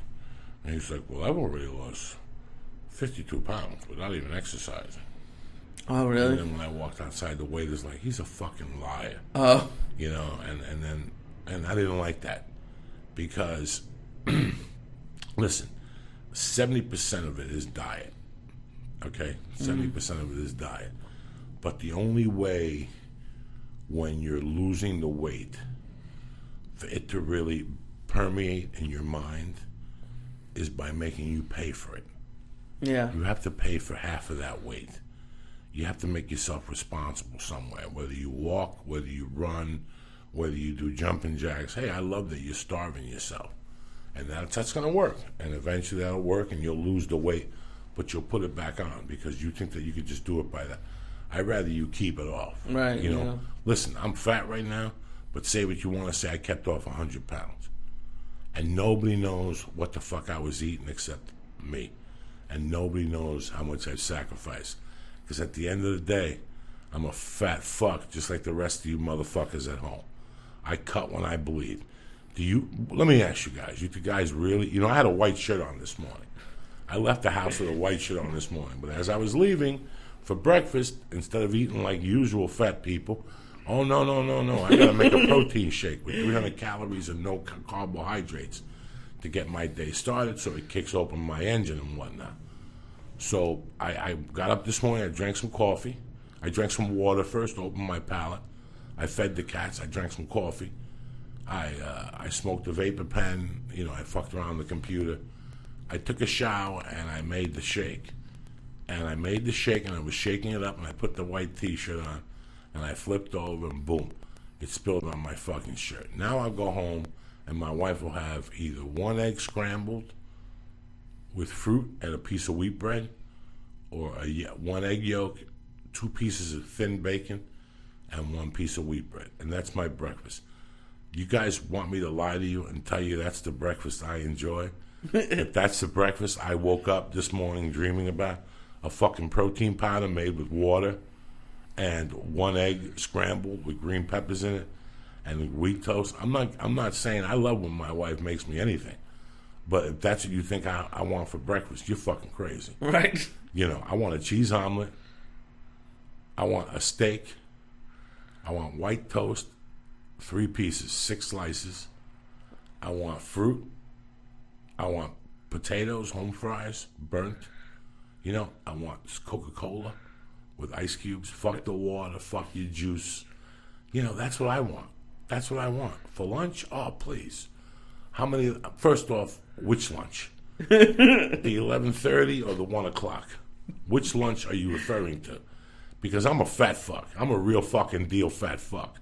I will blast a joint at 11:15 And by 11:30, what do you want to go? A little Mexican, 2 tacos, some rice and beans, and a couple fucking enchiladas and a couple cans of Coke.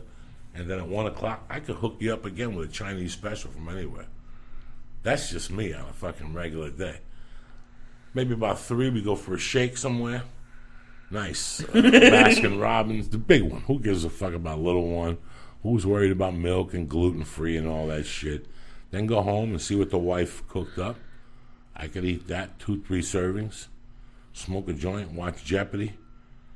And by 8:30, 9 o'clock, I could be at a sushi place throwing down with the best of them. 2-3 rolls, couple slices. Fuck you and your salad. Couple more cans of Coke, pick up that diabetes. And then I could go home and turn the TV on and smoke 2 or 3 more fucking bong hits. And guess what I could do at night, too? At midnight, I could probably put together another ham and cheese sandwich on toast with mayonnaise, a few chips, and another can of Coke. So you're talking to the wrong fat fuck. Yeah. You're talking to the wrong fat fuck. I could run with the best of anybody in the fat division.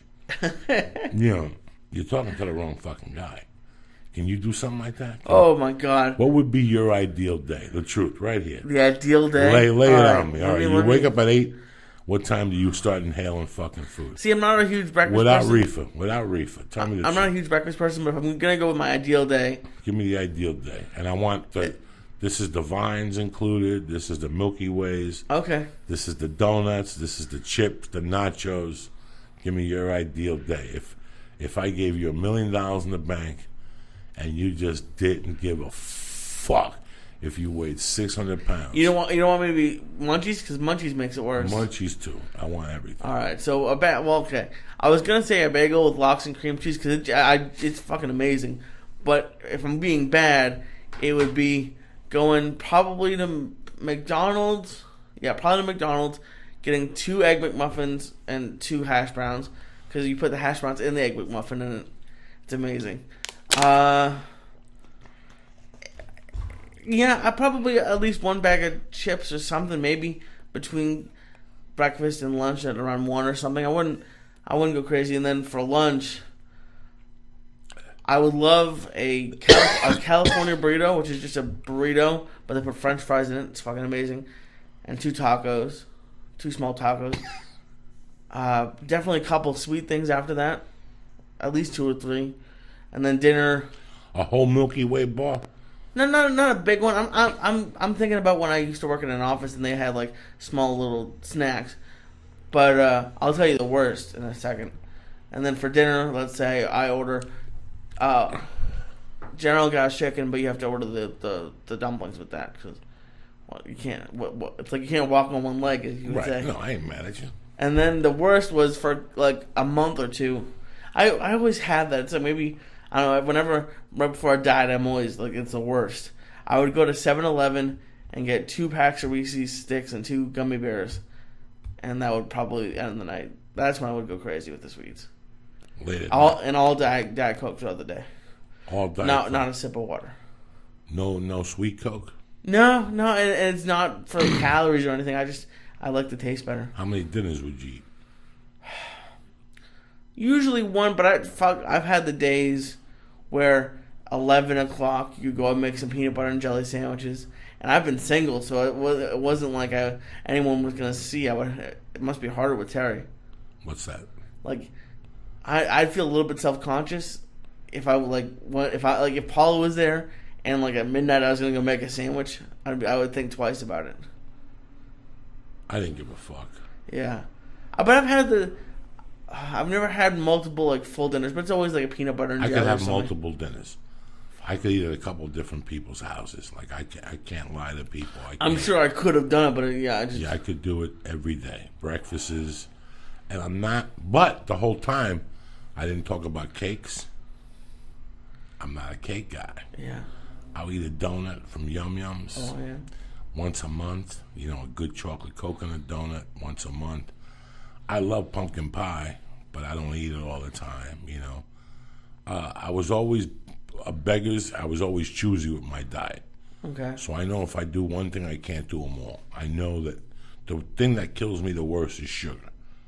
Sugar kills me the worst at this age right now. Okay. Anything I do with sugar, definitely tax on. It's not going anywhere. If I eat a whole chicken, it goes away. Okay. But I could eat one little piece of candy, and it sticks around like fucking herpes. It stuck onto me.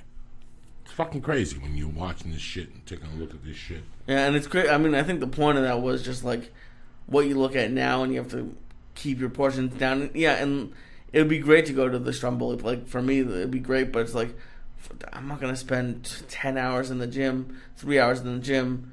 It's not worth it. It doesn't taste that good. I think that's what people mean when they say nothing tastes as good as being skinny feels. I think that's bullshit. I think nothing tastes as good to make you work out. Being skinny is overrated. Yeah. I mean, food is fucking tremendous. Yeah. When you sit and you with your family and you, especially if you're an ethnic family and everybody fucking likes to eat, Everybody likes to fucking eat. And like I told Lee yesterday, I think we were talking about lifestyles, Yeah. I didn't know about lifestyles changes till I went to Weight Watchers with Rick Ramos. That's when I found out about what a lifestyle change was, what you have to do differently. And I'm not angry. I needed to do this. I knew when I left the East Coast that there was a bunch of foods I was never going to eat again. I knew it because I'm so hard-headed and so old school that I'm so old school that I knew I would never eat them again. Like I'm like anybody else. I love eating late night. We all love eating 3 in the fucking morning after a bar, but I won't do it here. In a couple of years, we went one night after the ha-ha. We all went to Denny's. And 3 of us got sick. But at the other part, where would you go? We wouldn't go to Denny's that night.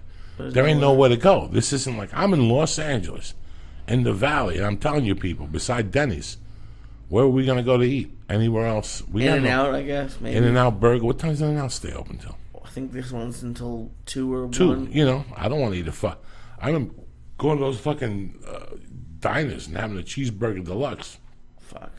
You sleep like a fucking baby afterward. But where the fuck am I going to go to Denny's for one of those murder burgers? You go home, you go to sleep, and 2 hours later, you're waking up, you can't fucking sleep, you're shitting, A Chipotle bowl will do that too. I had one this God, week. There's nothing worse than fucking going to bed and getting up in the middle of the night with a stomach ache and you're shitting and you're cursing God and you're puking and you're shitting and your asshole's on fire. And now you've been shit for 45 minutes. Who's going to go back to sleep? You're in shock. Your asshole's been sitting there fucking in shock at 3 in the morning. You just sit on the couch watching fucking the news with your feet up in the air with a robe on, freezing. And you're like, what, I'll never go to Chipotle again. A little fucking too late. You just lost a day's work. You're sitting there like a mook. You're fucking dehydrated because all the fluid came out of your asshole with that soap bowl. The same company that owns McDonald's, they got a line around the corner. But meanwhile, you're self-conscious and you're fucking taking care of yourself. Go fuck yourself, you dumb motherfucker. You want to take care of yourself? Go to Onnit.com. That's how you fucking take care of yourself. It's not a fucking supplement. It's an optimization program. It brings out the best in you. They start with the Hemp Force protein. They start with the Alpha Brain. Those are their fucking catalysts.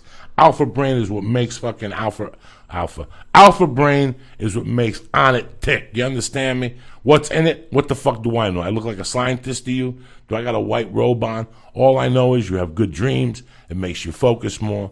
You become more alert to your fucking surroundings. Blah, blah, blah, blah, blah, blah, blah, blah, blah. Try it. If you don't like it, you get your money back. You don't have to send the rest of the product back. One time you can pull that fucking scam. Don't think you can pull it back every other fucking week. You buy it and you get your fucking money back. So loosen up, cocksuckers. Number 2, they also have kettlebells and ropes and anything to make you a better human being all around. Is it going to help you with your character? Are you going to stop shoplifting from fucking Walmart? No. You're still going to be a nasty piece of shit. But you'll be in the best shape of your life. Your mind will be thinking fucking clearly. And that's what you want from yourself. Go to Onnit.com right now. Go to the box and press in. Church. Church. Get 10% off your order. Plus, they put you on mailing list. You get other discounts and other crazy stuff. Look into Onnit. Before you go to GNC or any of these other companies, look into Onnit. They got the best of the best in their products. I wouldn't fucking lie to you. I fucking swear by them. I live by them. I go to jiu-jitsu at 12:30. I pop 2 shroom techs at 11 o'clock. That's how I roll, motherfuckers. I go on the Alpha Brain, 30 days on, 30 days off. When I'm writing, when I'm performing, I got a heavy tour schedule. I suggest the same to you. Go to On It, see what they got available to you. They also have the Stay On It program, like Dollar Shave Club, where they mail it right to your fucking house monthly. You don't have to leave the house. Number 2, if you guys didn't notice, or if you're living a coma, or if you're fucking dead, I was in the Fight Companion last night. When I went up there, first thing I did was go in the kitchen, and I started devouring the spicy pistachios, and they have these new kernel corn something. Naturesbox.com has the best snacks on the fucking market. Do you understand me? Those habanero maple pretzels will fucking put you in a different dimension. Nature Box, nutritionist approved. It's a snack. You don't have to get up no more and go to fucking into the thing in your office, put $1 into the machine. Fuck that noise. What you're going to do is go to naturesbox.com, select what snacks you'd like to have.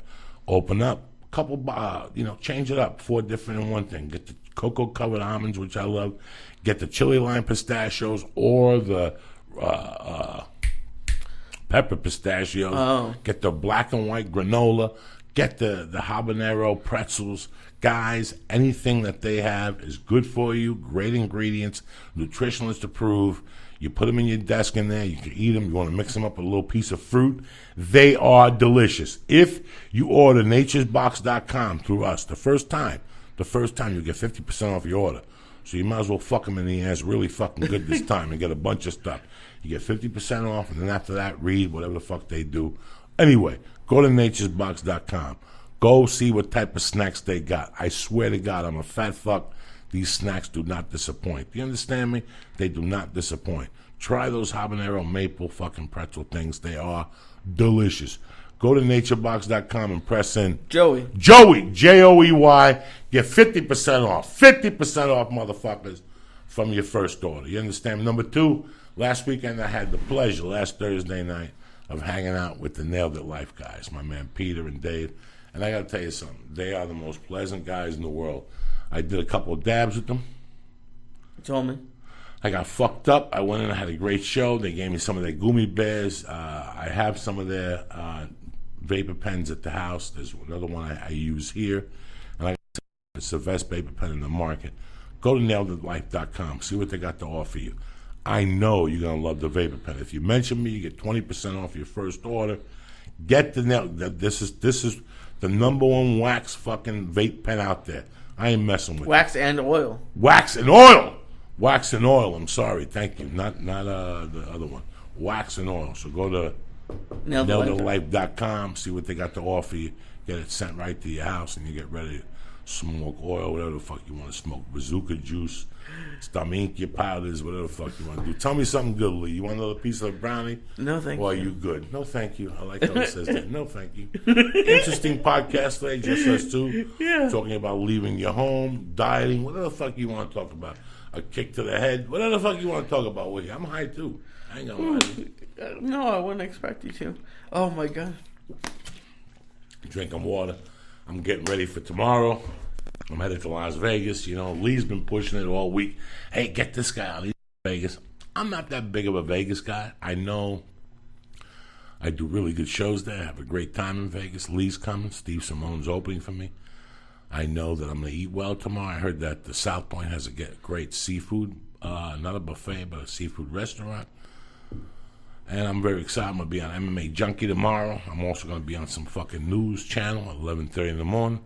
Then I'm going to hang out. I'm going to see my main man, Mario Arias. You know how long I know Mario Arias for? How long? 6th grade.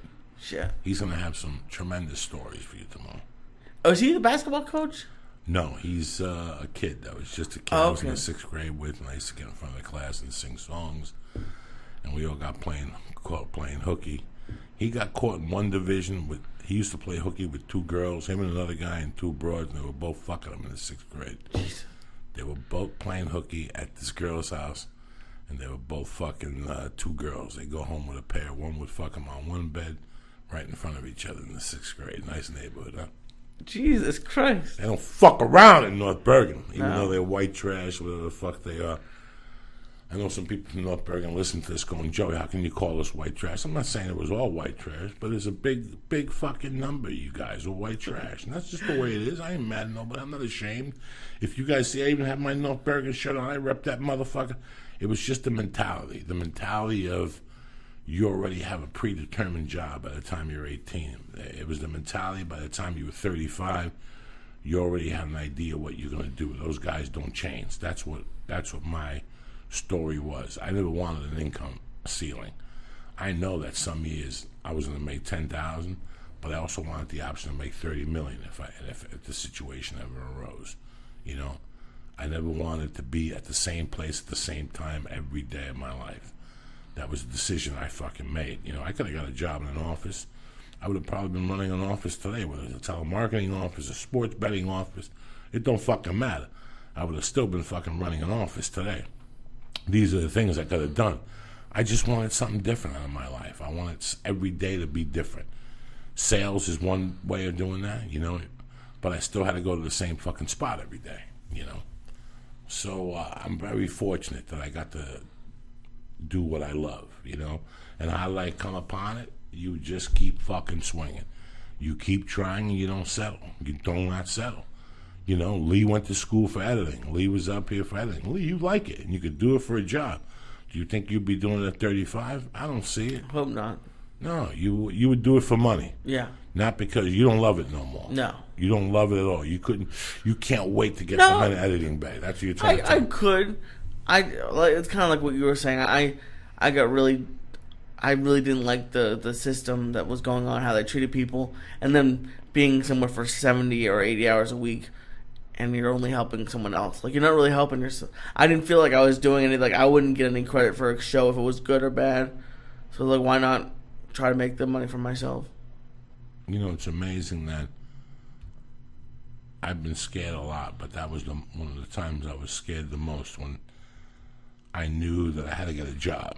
And I knew that you have to get a job, you know. And that's a lot of people. I get it. I get it. That's why I know life isn't. You have to get a job.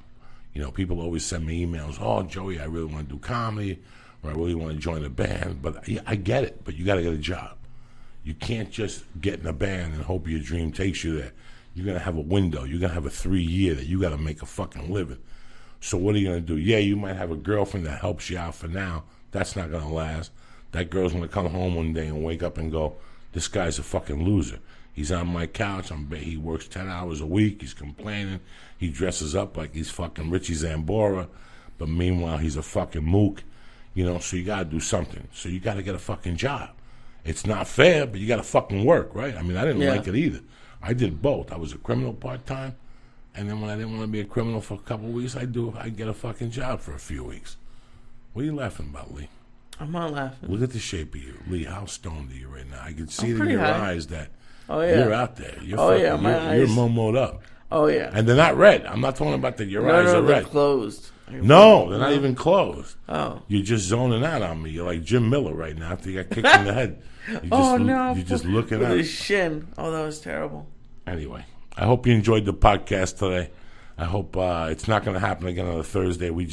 I never want to double up on podcasts and shove this shit down your fucking throat. This is something for you to watch as an entertainment level. What do you think, Lee? Tell me something good, cocksucker. You didn't talk today. Yes, I did. You didn't say much. You showed up here like Henry Hill when you came over to that old lady's house to eat with Joe Pesci's mother. You don't say much. You don't eat much. You don't fucking do much. You sure I can't offer you another brownie? I feel like you're not eating enough. I feel like you didn't get enough. I cheated you. Did I cheat you today in any way? No, I feel pretty good with the amount of brownie I had. You're good. What are you going to do the rest of the day? Tell me about your day now. Now I got to go home and... Do what? Eat something and then pass out.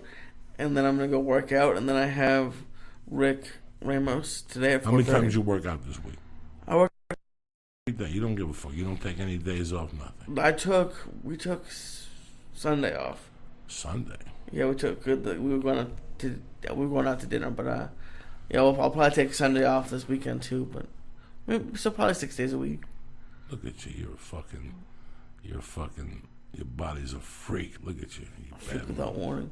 No, I feel good. All right. Well, read the fucking thing. Oh, okay. I love you, cocksuckers. We'll be back Monday and next Wednesday. Same bat time, same bat channel. Wednesday with an in-house studio. I love you, cocksuckers, with all my heart. I want to thank Onnit. I want to thank Dollar Shave Club. I want to thank naturesbox.com. I want to thank Hulu Plus. I want to thank Nailed It Life. I want to thank EscapePodTank.com for helping us put this up together and to come to you guys. All right. Now that the this shit. Can you believe this shit? This kid is fucked up. Oh yeah. Now that the show's over, remember to go to naturebox.com and order great tasting, healthy snacks at 50% off.